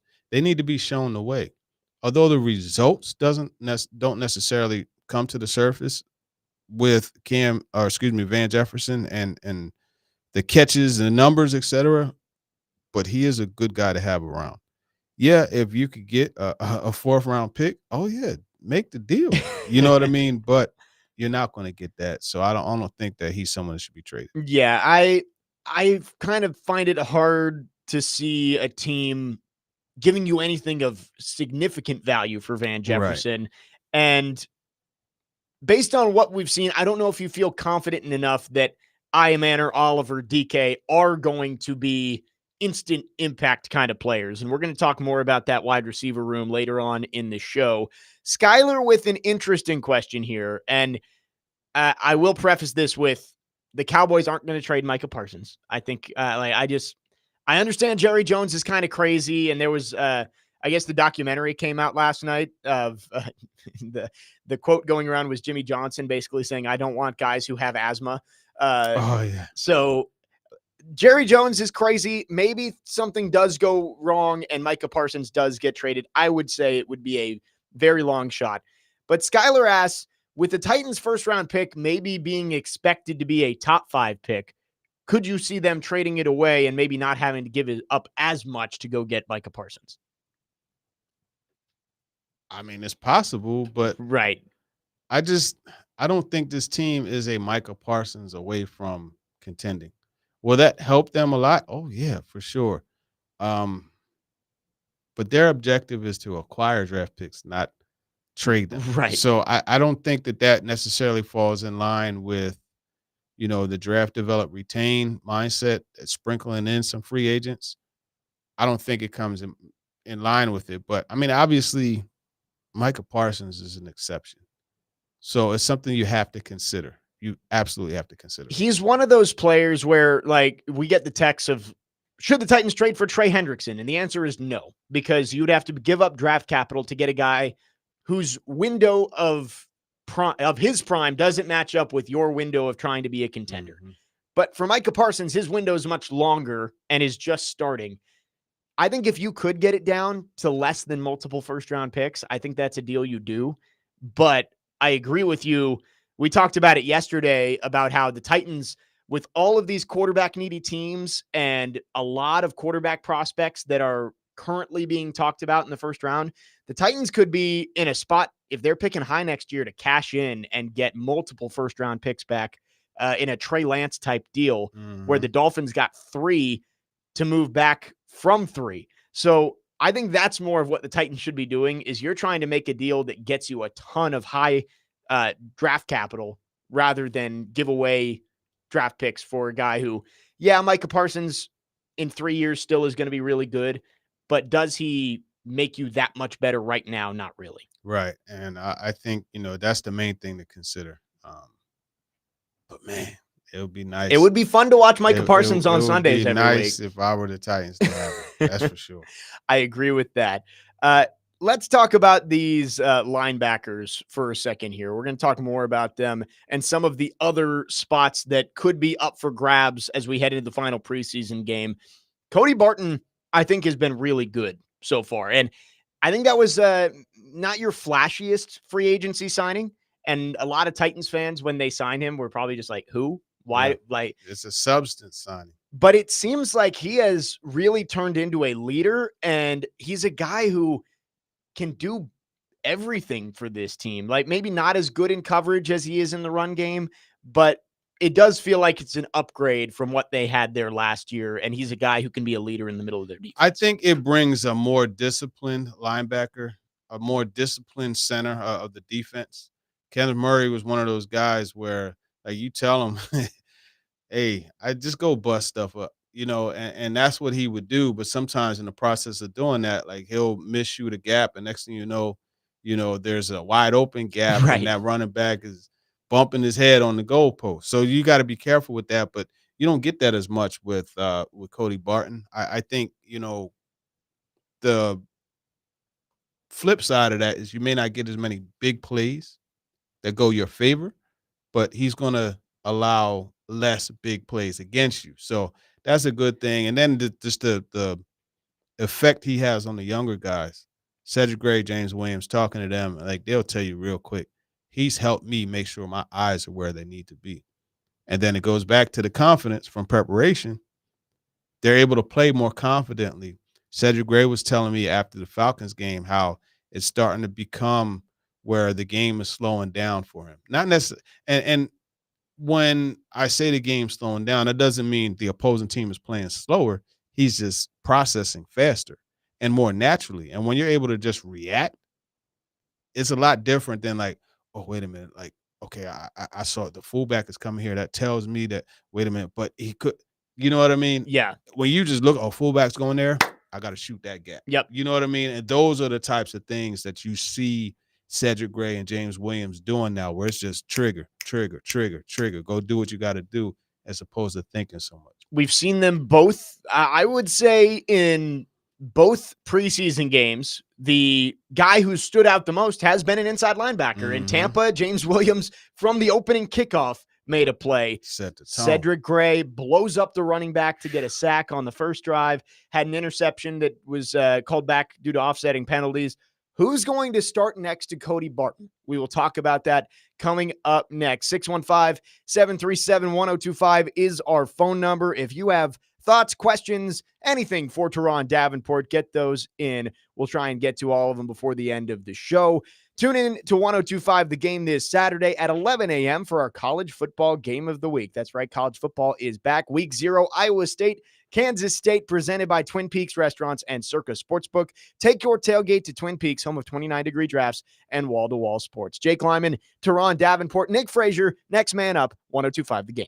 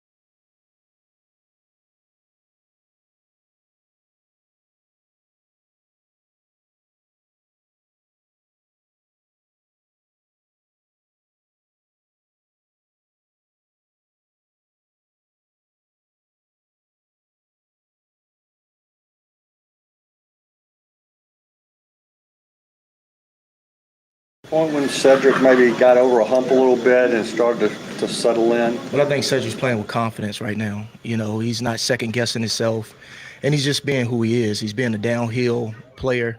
He's scrappy, he's tough, and, you know, he seeks contact. So I think that, you know, he's settled into who he is. He's getting comfortable playing within the system, and, you know, he keeps making plays. That was Titans defensive coordinator Denard Wilson talking about his second-year inside linebacker Cedric Gray, who really showed up on Friday night in Atlanta, made a couple of big plays, and put his name in the hat to possibly be one of the Titans starting inside linebackers week 1 against Denver. Jake Lyman, Teron Davenport, Nick Frazier with you. Next man up, 102.5 The Game. 615-737-1025 is our phone number if you want to text or call. TD, the inside linebacker position, we just talked about Cody Barton a little bit. I think heading into camp, it was viewed as maybe the weakest position group on this team. And there was a lot of question marks of, all right, well, you brought in Cody Barton, who's been a fine player in the NFL, and you've got a bunch of young guys. Otis Reese was included in there at that point, and these 2 second-year guys, James Williams and Cedric Gray. Now it feels like that trio of Barton, Williams, and Gray could actually be a really productive group based on what we've seen so far in the preseason. Yeah, and it will also have an impact special teams-wise, whether it's Gray or Williams playing special teams. I think when you look at 2 young players like this, and the thing that's exciting is they're opposite, right? You got Cedric Gray, who's a more natural linebacker. That's what he's been pretty much all his life, you know. So you have that, and you have him, as he mentioned, to, you know, playing, as Denard Wilson mentioned, to playing with more confidence, playing with more instinct and just more naturally. That's a good thing, because he missed he missed all of the preseason, right? And then he had the injury, and he landed here and was given the green dot, and it was just a lot. You could tell that the kid was just thinking too much, and it was just tough. He was able to weather that storm. He came back. James Williams on the other side of things, you know, kind of just because of the way he plays with aggression, and that's not to say Gray doesn't, but just his style of play allowed him to kind of show up a little bit earlier. I think when you look at both of them, I mean, between, like, we could put them together, like, you really have something. But that former safety background for James Williams, it helps him, like, in the coverage side of things. It helps him on the special teams as well. And for him, it was just getting the eyes right. But now that he's learning to get his eyes in the right place and figuring out just like how things come up on you faster as a linebacker than the safety, you're seeing the adjustment be made. But end of the day, like, I told him, I said he reminds me of Telvin Smith, right? And just the aggressiveness and the I don't give a darn about my body. I'm just going to throw myself in there and make plays. Like, that mindset is very similar. Yeah, James Williams, I think, is going to be the guy similar to a Kenneth Murray last year, who you were talking about. It's like he's going to shoot a gap, and when he's right, he's going to make a play. Like, the amount of tackle for loss that Kenneth Murray had last year was insane. And it's like you'd see him flash, but then there were times where you're right, he shoots the wrong gap and it's an 80-yard touchdown. You hope you can limit those plays with James Williams while also making sure that he keeps playing with those instincts and not have him thinking too much. Right. But you can get those kind of impact plays that we did see from Kenneth Murray from a guy like James Williams this season. Yeah, you can. And I mean, look, you could get them from Cedric Gray as well. You saw him come in and blow up the the running back, and Carlos Watkins was able to clean up on the sack. I think you could definitely get those. And those blitzes, we've seen a lot of those all camp. Yeah. Like, those linebackers, they're coming. You know, and that's a good you just thing. tweeted it out, the coordinated pass rush. And the guy who maybe doesn't get enough credit on that play is Femi Oladejo, who he made sure that Easton Stick couldn't escape out the backside of the pocket. He collapsed that side, and then Cedric Gray, after lighting up the running back, was able to combine with Carlos Watkins for the sack. He got the wide rush, and he forced the quarterback to step up, you know. And like I put in the tweet, man, I remember first talking about this with Lamar Jackson, you know, when we did the Whiteboard Wednesday and drew up what ended up being the plan that they used. I'm not saying they saw it and said, hey, I'm going to use this, but we were in line, the same line of thought, and how to stop. They didn't stop him. He had 500 yards, but how to slow Lamar Jackson down. And it's just like, National Geographic, man. You know, you see the pride of lions, right? And you see the two kind of go one way and force the gazelle this direction. And the gazelle's like, yeah, I'm gonna outrun you. I could get away. I got an escape door. Wait a minute. Behind that door is a whole nother group of lions ready Right. to pounce. And I think it's the same thing in that pass rush. So Cedric Gray and James Williams, I think we're going to see a lot of both of them this year, obviously. I think they Yeah. both earned opportunities, but do you think maybe it's a better fit next to Cody Barton to have a James Williams, who's maybe a little bit of a different kind of player? Or do you think Cedric Gray makes more sense in that second inside linebacker spot? I think they both complement them. And I think, you know, it's really going to depend on situations, right? Because in passing situations, it's probably better to have Williams. In first and second down, more run likely situations, it's probably better to have Gray. But the other thing that you got to put into this is Kevin Winston Jr., Quandre Diggs, right? Yeah. Denard Wilson is a DB centric coach, right? And so you're going to see a lot of three. He did a lot of three safety looks in Philly, right? When he had Chauncey Gardner Johnson, right? Right. And he had the other DBs, the safeties there. And you look at Baltimore, you know, you had Geno Stone, you had Kyle Hamilton, like they were making sure that they used multiple safeties. And Chuck Clark, yeah. So I think when you look at here, the good thing is Amani Hooker, Xavier Woods, Quandre Diggs, Kevin Winston Jr., they could all tackle. So you could go big nickel with those guys and you know, have one of your one linebacker type of look, or even dime with those guys rather. And the thing is, in passing situations, Winston, I think, gives you somebody that, if you remember Dane Cruikshank, how they used to use him the tight he end didn't killer. do much, but he lined up against tight ends and he had some success. You mentioned Kevin Winston, and I did want to touch on this. Winston and Tavondre Sweat have both been out for a while. And I don't know if you have concern about them because they aren't long-term injuries, at least is what it seems. And like obviously Tavondre Sweat is just, he got his tonsils out, but had the abdominal stuff early. Is it worrisome that they've both missed so much time, where those are two young players that you hope are going to be big pieces of your defense moving forward? And they did miss a lot of development time over the last couple of weeks for Sweat, his second training camp, Winston his first. Yeah, I think the main thing, Winston, I don't think you're going to get the full Winston this year. Just, I mean, generally you have that from ACL, but then on top of that, the soreness and everything that he has going, eventually. So next year, I would assume that he'll have a starting safety role. I think maybe later this year he's probably going to move into it, but you are missing development and you're missing reps. But it's like you got to sacrifice that for the long haul to have this man fully recovered from the ACL. So it's a trade-off. Right. Now, Sweat, the tonsillitis, the main thing with him is the reps. Like, you want him getting out there and getting in the condition to play football.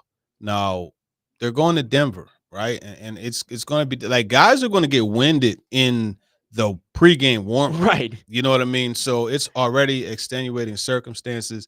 And then you put on top of that the fact that he's been out for a couple weeks. Yeah, that's going to be tough. He's going to have to put in extra work to be able to get right conditioning wise, because you can't replicate a game.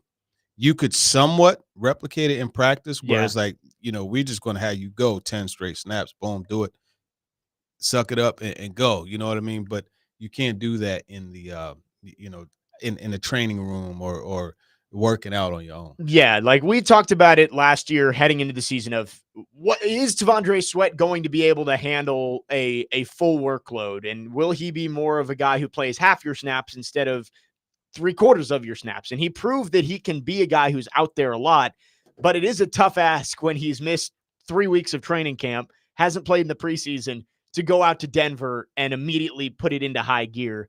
And you wonder if maybe he's going to be limited in that game when he's back out there. So it's not ideal, especially because the depth behind Jeffrey Simmons and Tavondre Sweat is not great on the interior of the defensive line. But the good news is obviously it's tonsillitis. It's not like it's going to be something that lingers. He should be back soon. Yeah. 615-737-1025 is our phone number. We will get to your phones coming up next. Jake Lyman, Teron Davenport here on this Thursday morning. Next Man Up, 1025 The Game.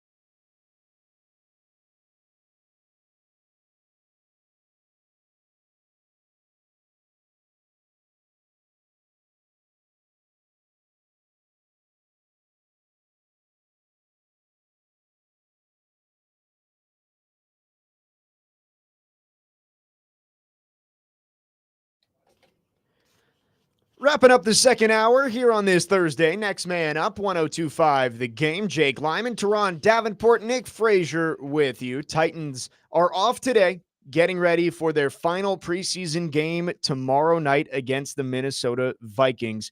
Before 2 weeks to get ready for Denver, and going to be a tough one against the Broncos, but we got some questions about L'Jarius Sneed. Will he be ready? It seems like he's trending in that direction. He said that he is confident that he will be ready for week 1. So good to see that.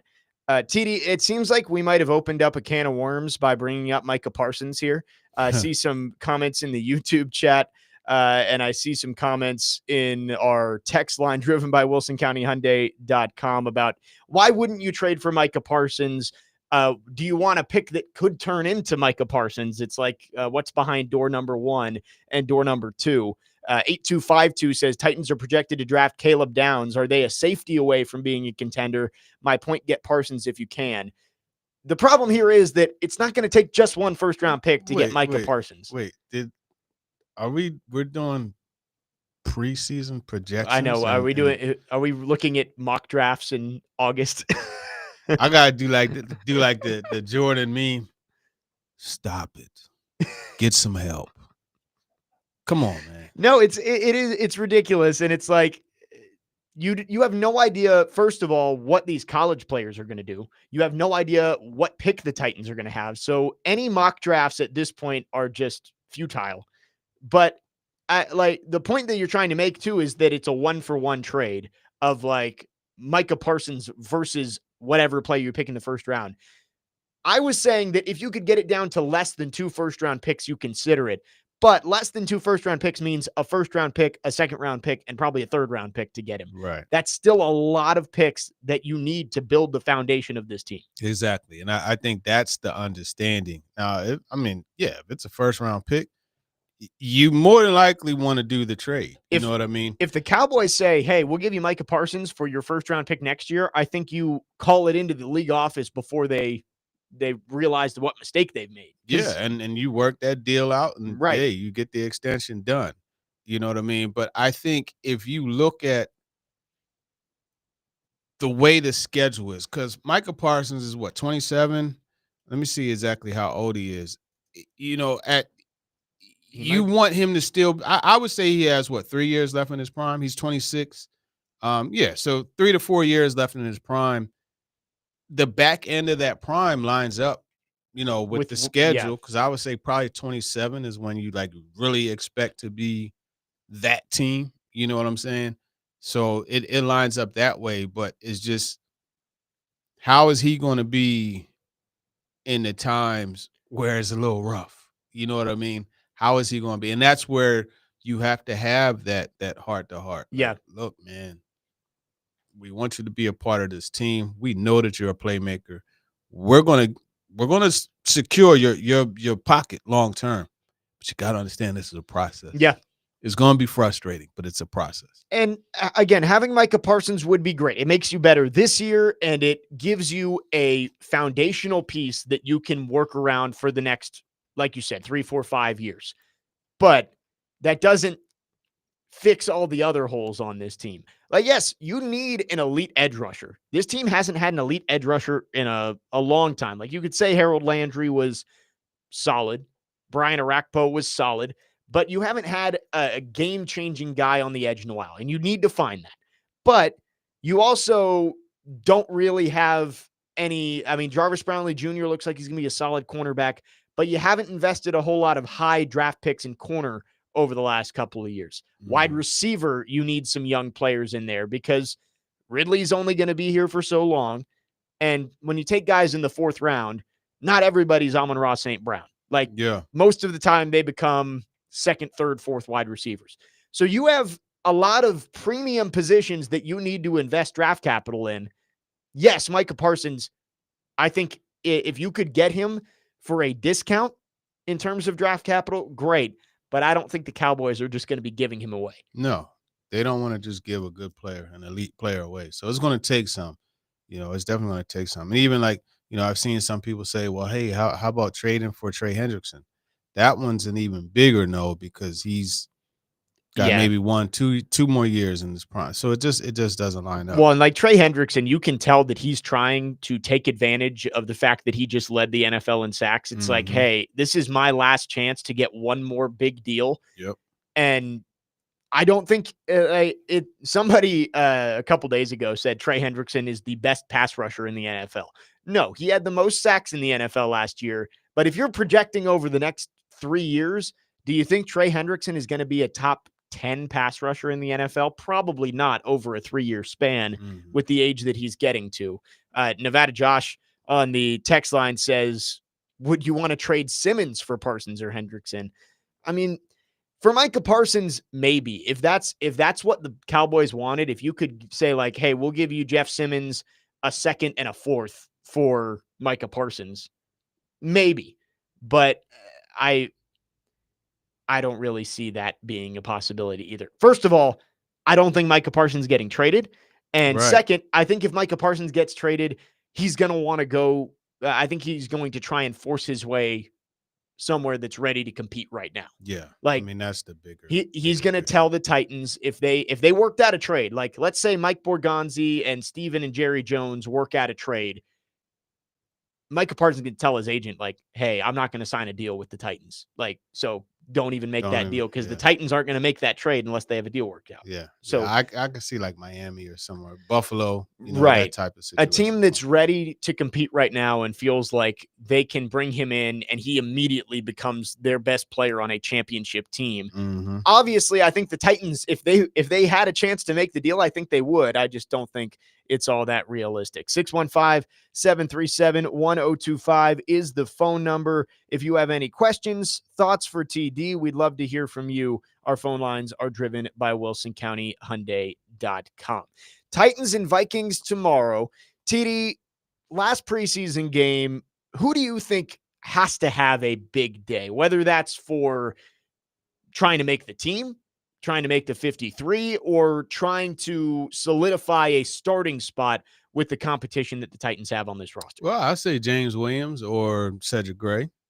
I think you look at those guys. I think the O-line, Jackson Slater, Andrew Rupchich, Ali Udo, Jalen Duncan, John Ojukwu, these guys have to have big games. I think it would help if Iron Manor could have a nice couple catches. Chimere DK, you want to get him involved. Xavier Restrepo, he's on the roster bubble. I don't think he makes it, but him. Let's look at some of the other positions. Cornerback wise, like you would love to see Darryl Baker have a junior have a good game. Marcus Harris. I like Marcus Harris. I was really impressed with him on Friday night because you hadn't heard a ton about him. You knew he was one of those late draft picks, but I thought he had a couple of really nice plays against the Falcons. I like Marcus Harris, man. I like the fact that he never panics. And I watched, Ray McLeod smoked him. Smoked him for a touchdown. I'm like, damn, Marcus. Right? But then later in that practice when they had like first team D, first team O, they're on the field, everybody else is on the sideline watching. He got beat deep along the right sideline. Well, the defense's left sideline. And I remember him getting beat. And the guy got by him. And a lot of times when that happens, right, you see the DBs, they look like they're falling. Like they're just like, or they look like they're drowning in water, right? He didn't do that. He used his makeup speed. He caught up, and he forced the incompletion. And you look in the Falcons game. Same thing happened.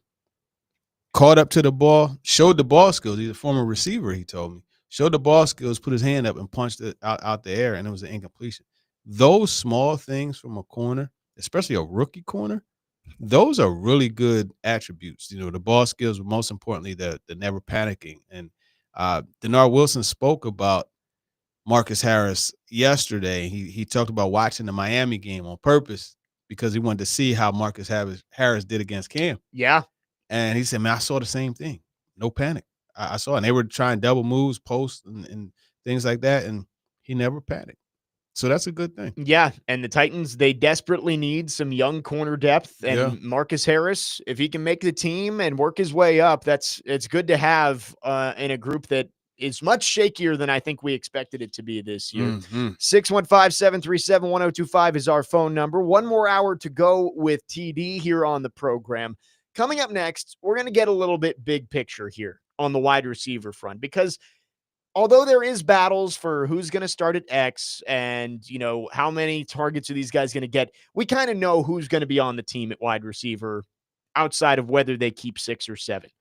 The big question is, beyond Calvin Ridley, who is going to be the most productive this year?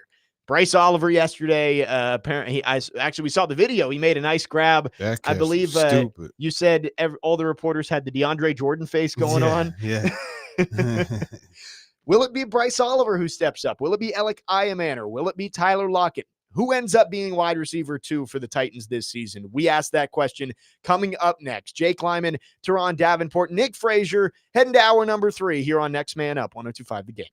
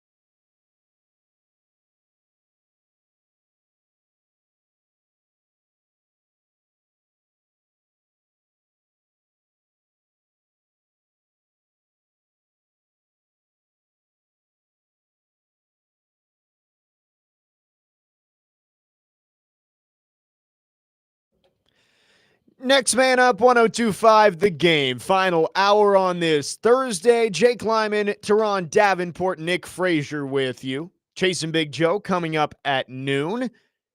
Time to get into the wide receiver room here.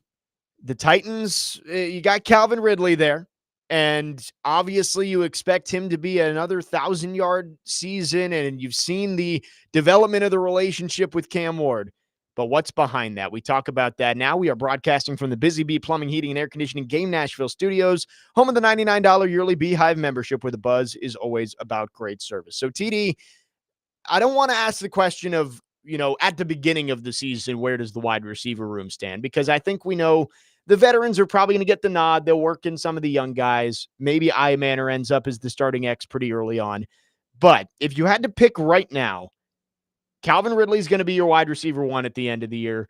Who ends up being the wide receiver 2? Is it a guy like Tyler Lockett who has all the experience, or do we see one of these young guys, Alec Manor, Bryce Oliver, Chim Dike, step up and end up having a pretty big season? What if I said it could be Gunnar Helm?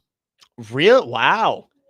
That's a very strong possibility. He's continuing to emerge, and we know quarterbacks and tight ends, they have a special bond. Yeah. Gunnar Helm is so advanced when it comes to finding windows, and we saw what he could do on the seam routes like he did in that back shoulder throw. I mean, that catch that he had, you had his visor was getting violated. That picture was phenomenal because you Yeah. can see it. Like, he can't see, but he's got the ball in his hands. That's all that matters. Concentration and hand strength to be able to do that. It was very impressive. So Gunnar Helm is another name I'll throw in the mix. I think Lockett's going to get a lot of catches because he's essentially working the middle of the field doing tight end stuff. What is really underrated, and I want to see how it develops. If I start to see a pattern, I'm going to do a story about it. But you look at when it comes to that second play within the play, when stuff goes off schedule, and you freelance a little.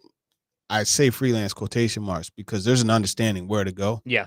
But for that 3-4 year stretch, I don't know if there was a better duo on that than Russell Wilson and Tyler Lockett. Yeah. Right. And so if they could recreate that magic, now obviously Lockett isn't the same shifty guy that he was, but he still is someone that's very savvy. So if they could form that relationship and have that type of success, that's a big thing also. And Cam Ward, he likes the middle of the field. We saw it at Miami, and we've already seen it. You look at the Tampa Bay game. The drive led to the touchdown. The 2 third downs finds Chig right at the sticks for a first down on 3rd and 9, and then he finds Tyler Lockett crossing on a little mesh concept on the next 3rd down. So it's like, I think you are going to see a lot of that. It's interesting you say Gunnar Helm, because I think the question a lot of people are asking is like, will he be tight end 1 by the end of the year?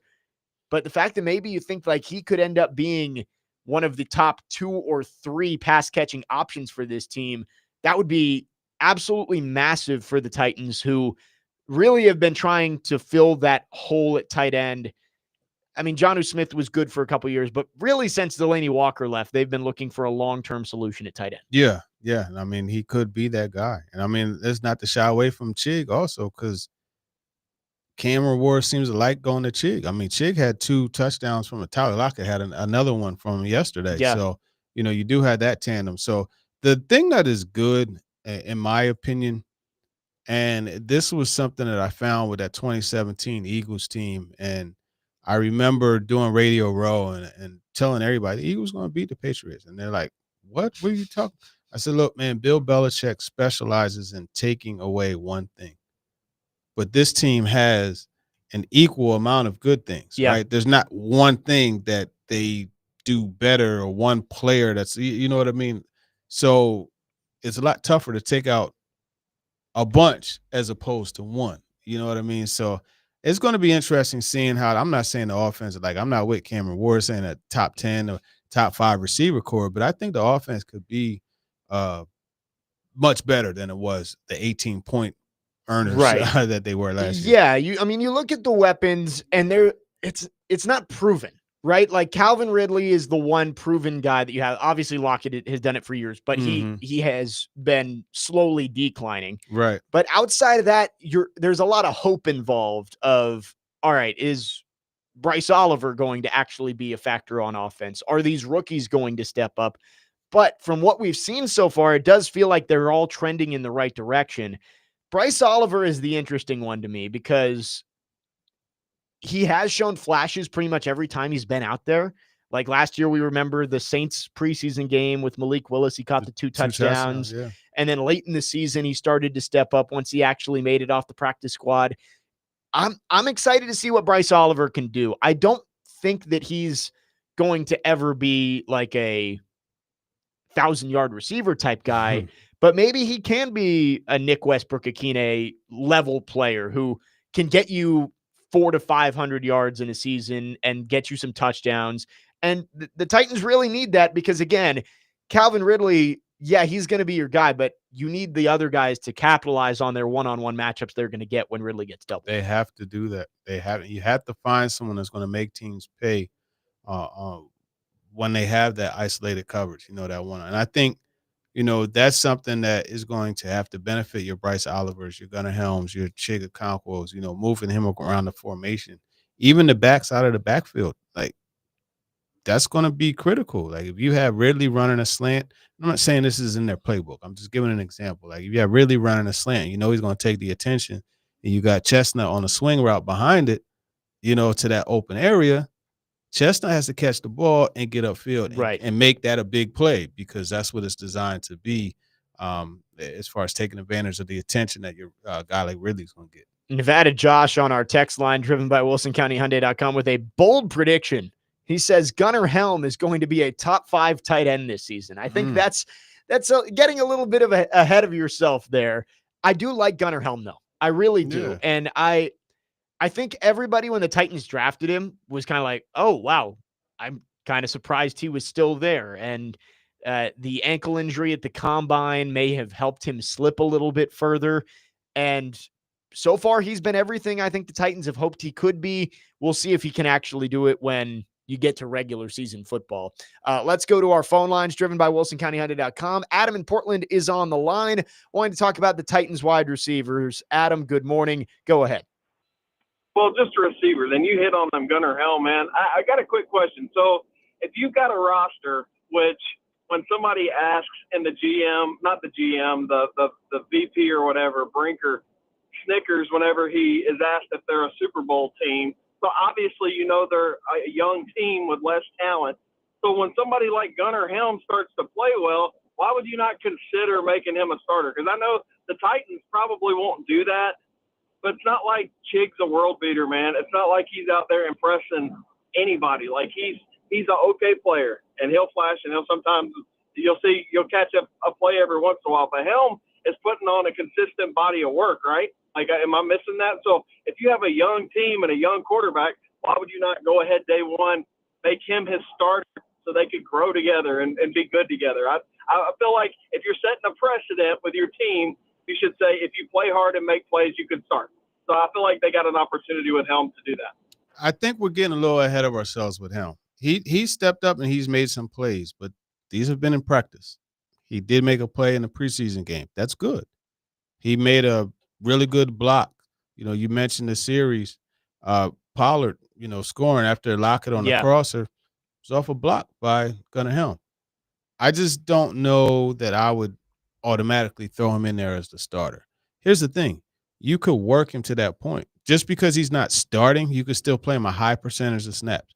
You could work a lot of 12 personnel, right? You want to move Chig Okonkwo around, you can move Chig around. But I don't think we should shortchange Chig also because Chig, he's not a standout player, but he's been solid to the point where you want to give him opportunities to make things happen with the football because we've seen he gets you a lot of free yards. So I just say work them in there together.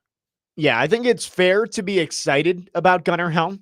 He's a 4th-round pick at tight end that has shown a lot of promise. But, Titans fans out there should know that not every training camp darling turns into a star. And obviously Gunnar Helm is more than just, some of these undrafted Hard Knocks feature guys who get up there and it's like, all right, well, they're a good story, but they're never going to turn anything. Gunnar Helm could turn into something, but don't act like he's going to come out here and put up a Pro Bowl season as a rookie. I think, honestly, expectations for Gunnar Helm, if he gives you 400 to 500 yards and 5 to 6 touchdowns, like that's a really good year for a rookie tight end. And you can build on that to hopefully build him up to being your top tight end moving forward for years to come. Yeah, and that's the whole thing. You're trying to build for the future, and I think having two good players is also good too. So I mean, like you don't just have to put Jig down to uplift Gunnar Helm. They can play at the same time. 615-737-1025 is our phone number. If you have thoughts, questions for TD, we'd love to hear from you. Our phone line's driven by WilsonCountyHyundai.com. We'll continue to talk about the pass catchers group coming up next. Jake Lyman, Teron Davenport, Nick Frazier, next man up, 1025 The Game.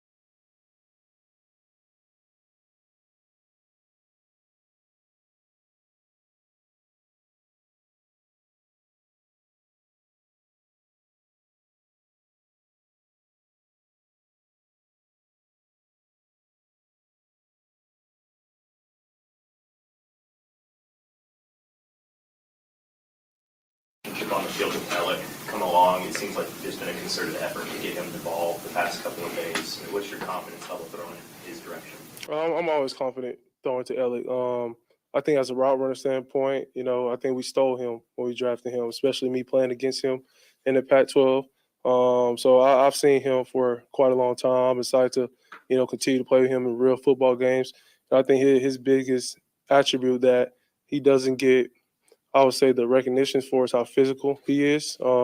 Especially being that big and strong as he is, he can move off the line of scrimmage. He can move guys, corners in and out of their breaks. And I just think the more that he continues to grow, continues to take little things from Red, me taking little things from Red, from all the vets who've done extensive amount of time in the league, I just think he's going to end up helping us. That was Cam Ward talking about his fellow rookie at wide receiver, Alec Iamaner, and the relationship, the chemistry that they've started to build throughout training camp. Jake Lyman, Teron Davenport, Nick Frazier with you. Next man up, 102.5 The Game. Looking at who could end up stepping up as a secondary option as a pass catcher behind Calvin Ridley. TD, last year, Calvin Ridley had 1,000 yards. No one else had more than 500. Nick Westbrook-Akine had 497. Chigakonko had 379. Tyler Boyd had 390. And that was pretty much it. I mean, Wiley and Pollard were, third-tier targets for this team, but there wasn't really a second option. Do you think we see somebody get more than, let's say, 600 yards this year? I think you expect Calvin Ridley, if he stays healthy, will probably cross 1,000 again. But will they have a secondary option who can actually be pretty productive in the passing game? 600 yards is going to be interesting. I don't know that to be the case, but I mean, if I had to pick one, I think it would be, I'm going to have to say Lockett. Yeah. I think, again, like, you can't underestimate that second play within the play. Yep. That freelance ability and the big plays that could equal. I mean, there's cases where you can make a big, like, that could be 60 yards right there. You know what I'm saying? So I think you have to look at that. I would go Lockett. Yeah, I think Iamaner is the one that people look at and say, okay, he's got all the traits that you want as a wide receiver to go out there and he can take a starting job right away. But again, there's a reason he was drafted in the 4th round. It's not like you took him 15th overall and expect him to jump right in and be a star.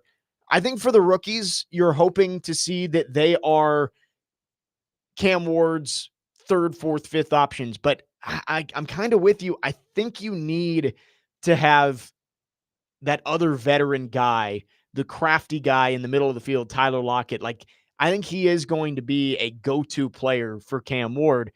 And we haven't seen a ton of it yet because, like, Tyler Lockett didn't play last week in the preseason. He had the 1 catch against Tampa.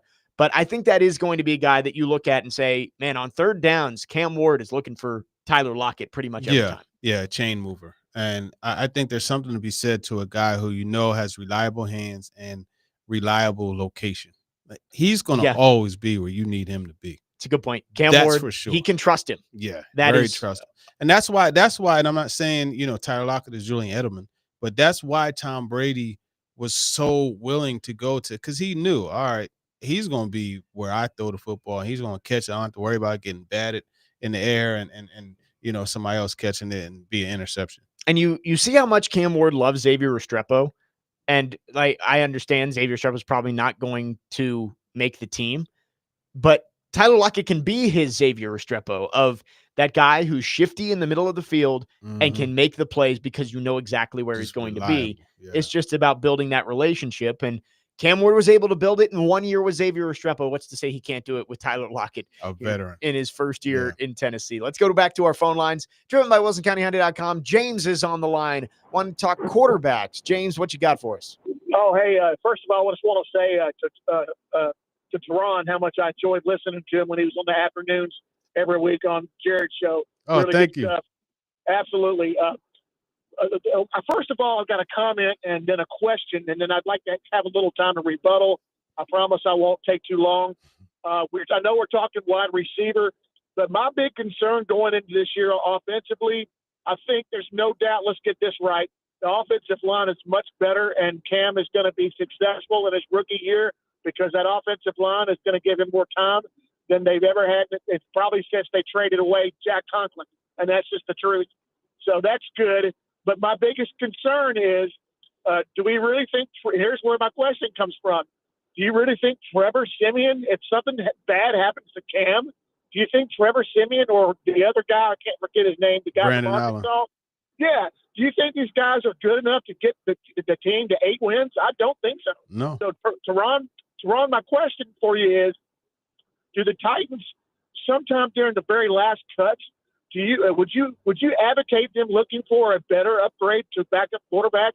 Of course, they get the first choice, of course, as you know, and I'll hang up and listen. Look, good stuff as always. Thank you. Appreciate it, James. I Thanks, don't Jeds. think they go and look for another quarterback. I think they trust Brandon Allen. Here's the deal: if something happens to Cam, like just go ahead and cancel Christmas. Yep, man. wrap it up. It's you know what I mean. Put yourself in. Start looking at the top draft picks. Yep. And that's where you're going to be headed. So obviously, that's not something that you want if you're a Titans fan. Obviously, the Titans don't want that, but it's not a situation like the 2017 Eagles who needed Nick Foles to come in and carry them Right. after Wentz went down. They're just in two different situations. So putting that money in a valuable backup quarterback is not going to help you at all. Yeah, and they had the opportunity to go get a more experienced backup in free agency, and they decided to go with Brandon Allen. I think they did that for a reason, because I think you're right. It's like if Cam Ward gets hurt, they're not obviously they want Cam Ward to be healthy and they want him to get all these reps his rookie season. But if he gets hurt, you start looking at that draft pick. We were talking earlier about how ridiculous it is to start looking at mock drafts in August. If Cam Ward got hurt in a month, you can start looking at them in September, because that's probably where you're going to end up. I mean, I do get the point, though, of Brandon Allen isn't going to do much, and it's not going to be very fun to watch if Cam Ward gets hurt. But again, if they wanted to bring in a more experienced backup quarterback, a more productive backup quarterback, they could have signed a Jameis Winston or somebody like that in free agency. They decided to go with Brandon Allen. Yeah, they had opportunities to get, and I believe Winston had made an effort to get here. Right. He said at some point, maybe it was during the Super Bowl, that like if Nashville, he'd love to live in Nashville if the Titans wanted him. He ended up going to be the third string quarterback in New York. So I don't think that was ever a consideration. I think the Titans kind of wanted a backup quarterback who wasn't going to put much pressure on Cam Ward. And also, you have to make the point that they had Will Levis in that room too before the injury, or before he got the surgery. So yeah, that is something else to look at. We have gotten a lot of questions on the text line about Van Jefferson, and I don't know if it's everybody reacting to the one drop, but I do. I think it is, and I agree. It wasn't great. Like it was not a good play, and it probably is being blown out of proportion because it's like you want to see your rookie quarterback make that play, and Van Jefferson didn't help him out. But I also do I think Van Jefferson is going to be a super productive receiver for this team this year? No. Do I think he makes the team? Yes. I don't think they're going to cut him unless they really like one of these young guys, which like if Xavier Restrepo was blowing up, but he's not. And I think they're going to keep 6 or 7, and Van Jefferson's going to be one of those 6 or 7. Yeah. I mean, look, James Prochet has done a lot, and he, in my opinion, is on the roster. But look, Van Jefferson, as we talked about earlier, he's a reliable receiver. He's a guy who is an example setter. You got these young receivers. Like, I'm going to focus more on Io Manor because I see Io Manor as the starter eventually. I think he eventually takes over at X for Van Jefferson.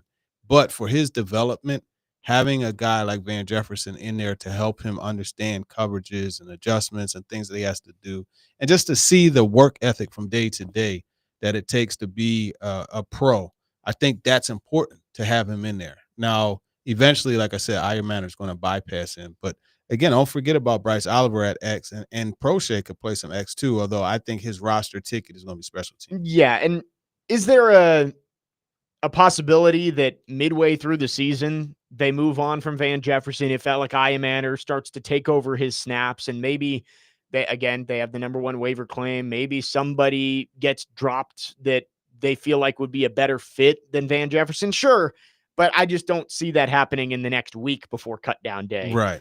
And who knows, maybe there's an unexpected cut somewhere Although I think they're going to use that waiver priority on defense for a corner or an edge rusher. But who knows? Maybe there is going to be a veteran wide receiver that gets cut out there that they can go get. But asking them to cut Van Jefferson with the state that this wide receiver room is in right now is probably not going to happen. No. 615-737-1025 is our phone number. If you have thoughts or questions for TD, we'd love to get to them in the final half hour of the show. Plenty more coming up as the Titans prepare for the Vikings tomorrow night in their preseason finale. Jake Lyman, Teron Davenport, Nick Frazier, next man up here on 102.5 The Game.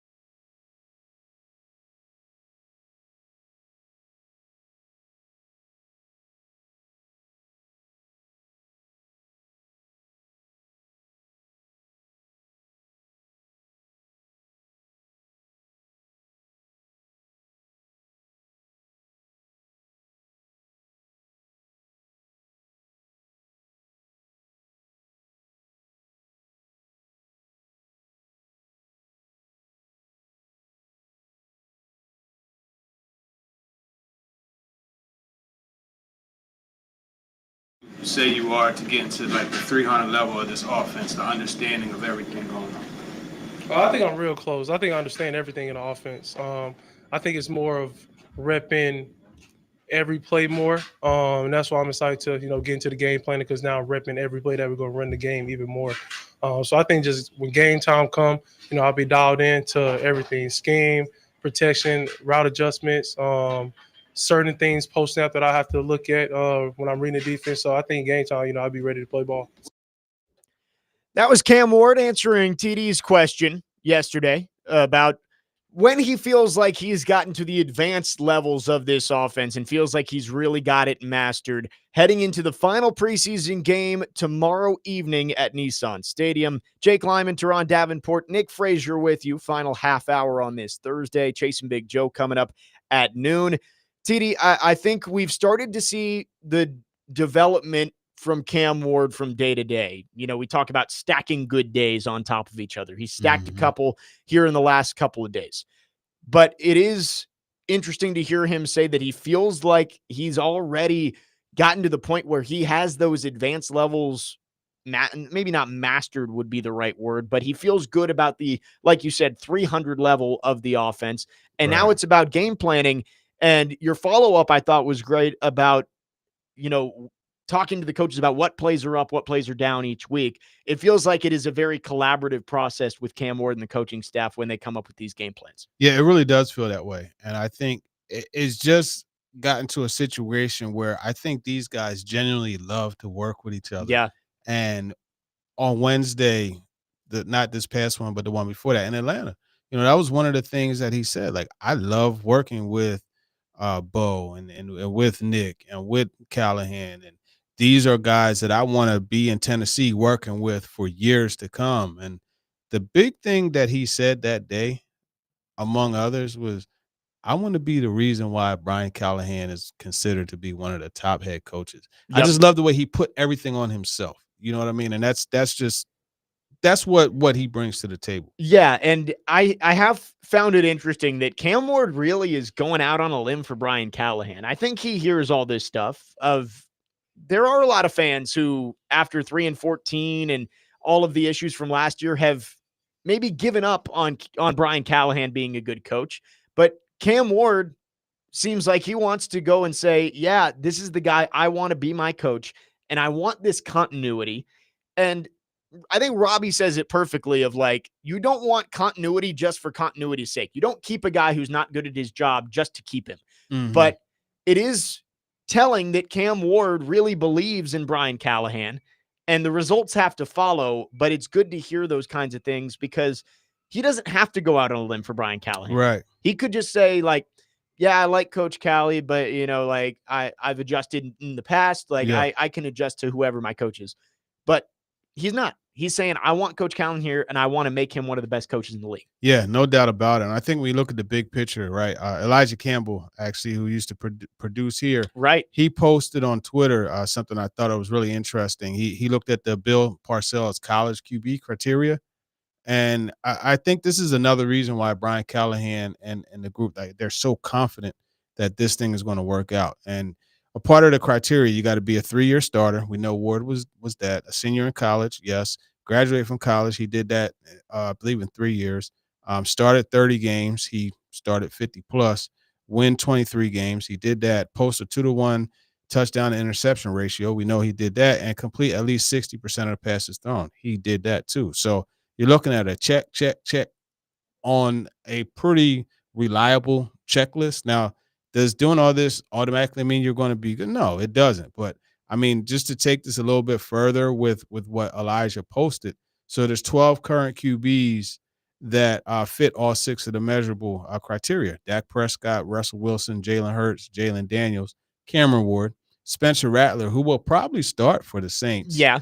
Michael Penix Jr., who you just saw cut the Titans defense up. Yep. Baker Mayfield, who's been a really good rejuvenation story. Bo Nix, who you're going to see, week 1. Justin Herbert, say what you want. He's a top-level quarterback. Right. Not top 5, but the top level, whatever. Another retro project with Geno Smith, and then you got Brock Purdy. So I think that's pretty good company to be a part of. And then you look there were QBs that matched 5 of the 6, and that was Trevor Lawrence and Tyler Shook. And then you got Lamar, Joe Burrow, Caleb Williams, and Jared Goff, and matched 4 of the 6. And then it goes on to break it down even further. But to the point, Cameron Ward is one of 12 guys who matched all of the criteria. Outside of Spencer Rattler, I think the results have been pretty good for the other 11. It's a good point. And you mentioned Bo Nix is part of that. Sean Payton has talked recently about his criteria for quarterbacks coming out of college. And a lot of it is just limiting the negative plays. Don't hurt the team. And Bo Nix is one of the best at that. I talked about this with Corey Curtis last week of when Cam Ward said that he wants this to be a top 10 offense in the league. I looked, and the Broncos, in terms of scoring, were 10th in the league last year. And really the only main differences between the Titans and Broncos were Bo Nix took less sacks and he threw less picks. It's like, if you can just take care of the football and not take sacks, you're going to be in a lot better place. They scored 6.5 more points per game than the Titans did. Cam Ward, with a better offensive line in front of him, you would hope would be able to take care of the football and not put the team behind the sticks. Yeah, and I think that's something that is really going under the radar, is this offensive line. I mean, when is the last time you talked about a Titans quarterback and you say, hey, man, I wonder how he would be if he gets pressured? It's always, hey, man, I wonder what would happen if he got a clean pocket or he got a clean pocket and didn't flee it, because we know that's what Levis did a lot. Mason Rudolph did too. So I think when you look at that, it's like, okay, yeah, shout out to the offensive line. You got to get him props. Dan Moore actually has been, and I talked to him the other day, I mean, like seeing an athlete like him be paired with the technician that Bill Callahan is, I think the results could be pretty good. And one of the things, people say you overpay. Well, I thought Dave Ziegler, we got to meet with him on Wednesday in Atlanta, and he made a great point. He was like, if you want to live in the offensive line neighborhood, you got to pay the premium. Yeah. Like, you want to live in Brentwood, guess what? It's going to cost you a little more. And that's just the way it is. Right. You don't find good tackles on the bargain bins. Like, it happens. Like the Eagles, they found Jordan Mailata late in the draft. That was a long-term project. And he wasn't ready to start right away, and they turned him into a starting left tackle. It happens. But I would say like 90% of starting tackles in this league were first, second, third round picks or guys that you had to sign to big deals in free agency. Yeah. So it's not like you're going to every year be able to, it's not like a running back where it's like, we can find one in the 5th round who probably will be pretty serviceable. It's not how tackles work. Nope. 615-737-1025 is our phone number. Let's go to our phones, driven by WilsonCountyHyundai.com. Gil from California has a scheme question about the Titans offense. Gil, thanks for calling. Go ahead. Hey, how y'all doing out there? What's up, Gil? Doing well. Oh, nothing much. See, Dad, I've been hearing your name, man. Your name been ringing. You've been putting in work. Hey, you know what I'm saying? I'm a lifelong Titan fan, man. I've been hearing about you. Cameron Ward is good for business. That's what I'm talking about. So I was wondering, I think the strength of the Titans this year is going to be running 12 personnel with Gunner and Chig and together with Calvin Ridley and I would say Pollard. I think that's a nice little dynamic right there. Do you think they'll run more 12 personnel this year? Yeah, absolutely. That's a great point. I think they could definitely run more 12 personnel. Let's keep him on in case he has anything else. But I see that to the fullest, having Gil, what Gil said, having Gunnar Helm and Chig. And the thing is, with Chig, you could detach him. You could move him around. But then you could do the same thing as far as detach Gunnar Helm. I've seen where they've had him line up at receiver and run routes there. And like they've literally checked the things for him to do. So absolutely. Yeah. And this is a team, Gil, as you know, that is a bit limited at receiver, right? So if you could have option, then guys outside. And that's what I was thinking, because, that's how Tom Brady got it. Cam Ward is good over the middle, and I just think that's his strength. And that's how Tom Brady made it when their receivers wasn't what they were. He would eat you up on the field, and then the little play action in there, I think we got a little something going. Yeah, they had the 12 personnel with Aaron Hernandez, right? Yep. A guy who you could move around, a la Chigakonko. Again, I'm not saying the same results, but we're just comparing like the skill set, so to speak. That's a great call, Gil. Yep. Thanks All for right, the call, thanks. Gil. Appreciate it. Yeah, it's a good point that a lot of these teams that are good do have multiple tight ends. And I like the point that you made of the wide receivers are pretty limited. If you have pass catchers, no matter whether they're tight ends or wide receivers who are talented, you want to get them on the field in as many situations as you possibly can. So great call from Gil. Good point. We could see a lot of Chig and Gunner together out there for the Titans this year. 615-737-1025 is our phone number. Last call for phones. If you have anything for TD, again, he's been with us all show long. Moving forward, TD, I believe Tuesdays from here on out, now that the Titans are actually going to be on a specific schedule for game weeks. So Tuesdays for the most part. I will September 16th. That's going to be my final regular season Mets game. So that's a Tuesday. You got to take advantage of it. Flying up that morning and flying back the next day before practice. Well, we get all the texts on Tuesday when the Titans are practicing. Like, where's TD? I'm like, well, going out to practice and covering the team comes first. So we will be on Tuesdays more consistently coming up, but have been happy to have TD here on this Thursday. We've got one more segment with them. If you have thoughts, 615-737-1025. Jake Lyman, Teron Davenport, Nick Frazier, next man up, 1025 The Game.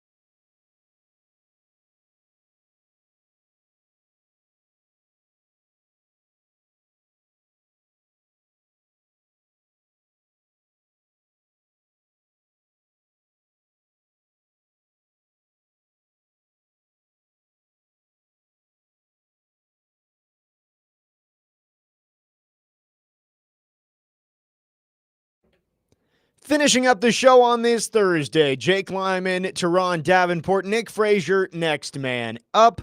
Chase and Big Joe are coming up right after us at noon. Corey Curtis will be on with me for all 3 hours tomorrow as we prepare for the final preseason game against the Vikings tomorrow night. Couple more things for TD on our text line, driven by WilsonCountyHyundai.com. Richie from White House asked TD, if you had to make a prediction for what would be a shocking move, I don't know if they're going to be a shocking move, maybe surprising move that the Titans would make before the season starting, what would it be? Whether that's trading a player, cutting a player, or signing somebody out there in free agency. I would say cutting a player. I think a shocking move, maybe like if Van Jefferson didn't make the roster. Yeah. How about that? Or, they've already made a shocking move to me in releasing Keandre Colburn. Right. But I mean, yeah.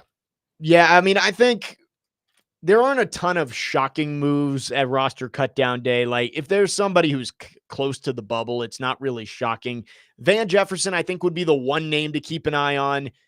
We both think he's pretty safely on the roster, but it wouldn't be completely out of the question. I think, honestly, the moves that you want to look for are the ones that will happen Thursday and Friday. So the Titans will cut down to 53, but they'll get the first waiver priority and get to look out at what else is out there. And I'm sure you'll see some more shuffling at the bottom of that roster. And maybe that's where, again, I don't want to use the word shocking, but maybe some surprising changes could be made because guys that maybe you felt were safe for the 53 make the initial roster, but then with the waiver claims and the churning, maybe they get let go later on in the week. Yeah, that's exactly the case. I mean, there's going to be, like, if I'm man 49 to 53, I've said this multiple times, like, I'm nervous. Like, I'm not settled in until like the week of the game. You know what I mean? The Titans, obviously they didn't have first waiver claim last year, and they still claimed 2 or 3 guys after the initial 53 last year. So yeah, I think anybody outside of the top 48, which obviously they don't, when they make the team, they don't get handed numbers of where you are. So like, you don't really know. So anybody that's towards the back end of this roster could be replaceable, especially when you get into those positions of need, like cornerback, like edge, where they probably do want to bring in some veteran depth. 8765 asked, why did they cut Coburn? I mean, that's it's a question for them. I never really got to the bottom of it. It doesn't make a whole lot of sense because outside of Sweat and Simmons, it's really just, you have James Lynch there, but it's a lot of young guys that haven't done a lot, like Cam Horsley, who has made a couple of plays, but it's like, you are really thin there, and you cut a guy who does have NFL experience in that position. It's very strange. Joey from Bellevue wants to know, and we've been talking about this during breaks. TD, do you think the Mets are going to make the postseason? It's really tight. Yeah, I mean, they'll make the postseason. Come on, let's stop that. They'll, it'll be a wild card. I'm getting ready to re-up my postseason tickets here. I don't think they're going far, but they'll make the postseason. The NL is going to be a bloodbath in the playoffs to get onto baseball here quickly. I mean, you've got the Brewers, who have the best record in baseball, and then the Dodgers and the Phillies are the division leaders right now. But the Padres, Mets, and Cubs, who are the wild card teams, are just as talented. Like the NL is going to be an absolute bloodbath, while the AL seems wide open with teams who maybe aren't quite as good. So excited for postseason baseball. And again, TD said that he's heading up there for his last regular season game with the Mets in September. Last one for you here, TD. Preseason game tomorrow. What do you think the Titans need to get out of this? I mean, they've gotten through training camp. I think you've seen the growth in a lot of areas that they needed to. We talked about how this week it feels like the energy and juice questions have kind of gone by the wayside. You've seen Cam Ward get better, but what's the most important thing that you need to see tomorrow night to know that this team is ready to go for the regular season? Yeah, they need to get by without injury. I think that's the most important thing. But get a couple good drives on offense, and have that be something that they load on top of rolling into the preparation for week 1. I think that's the most important thing. Have everything clean.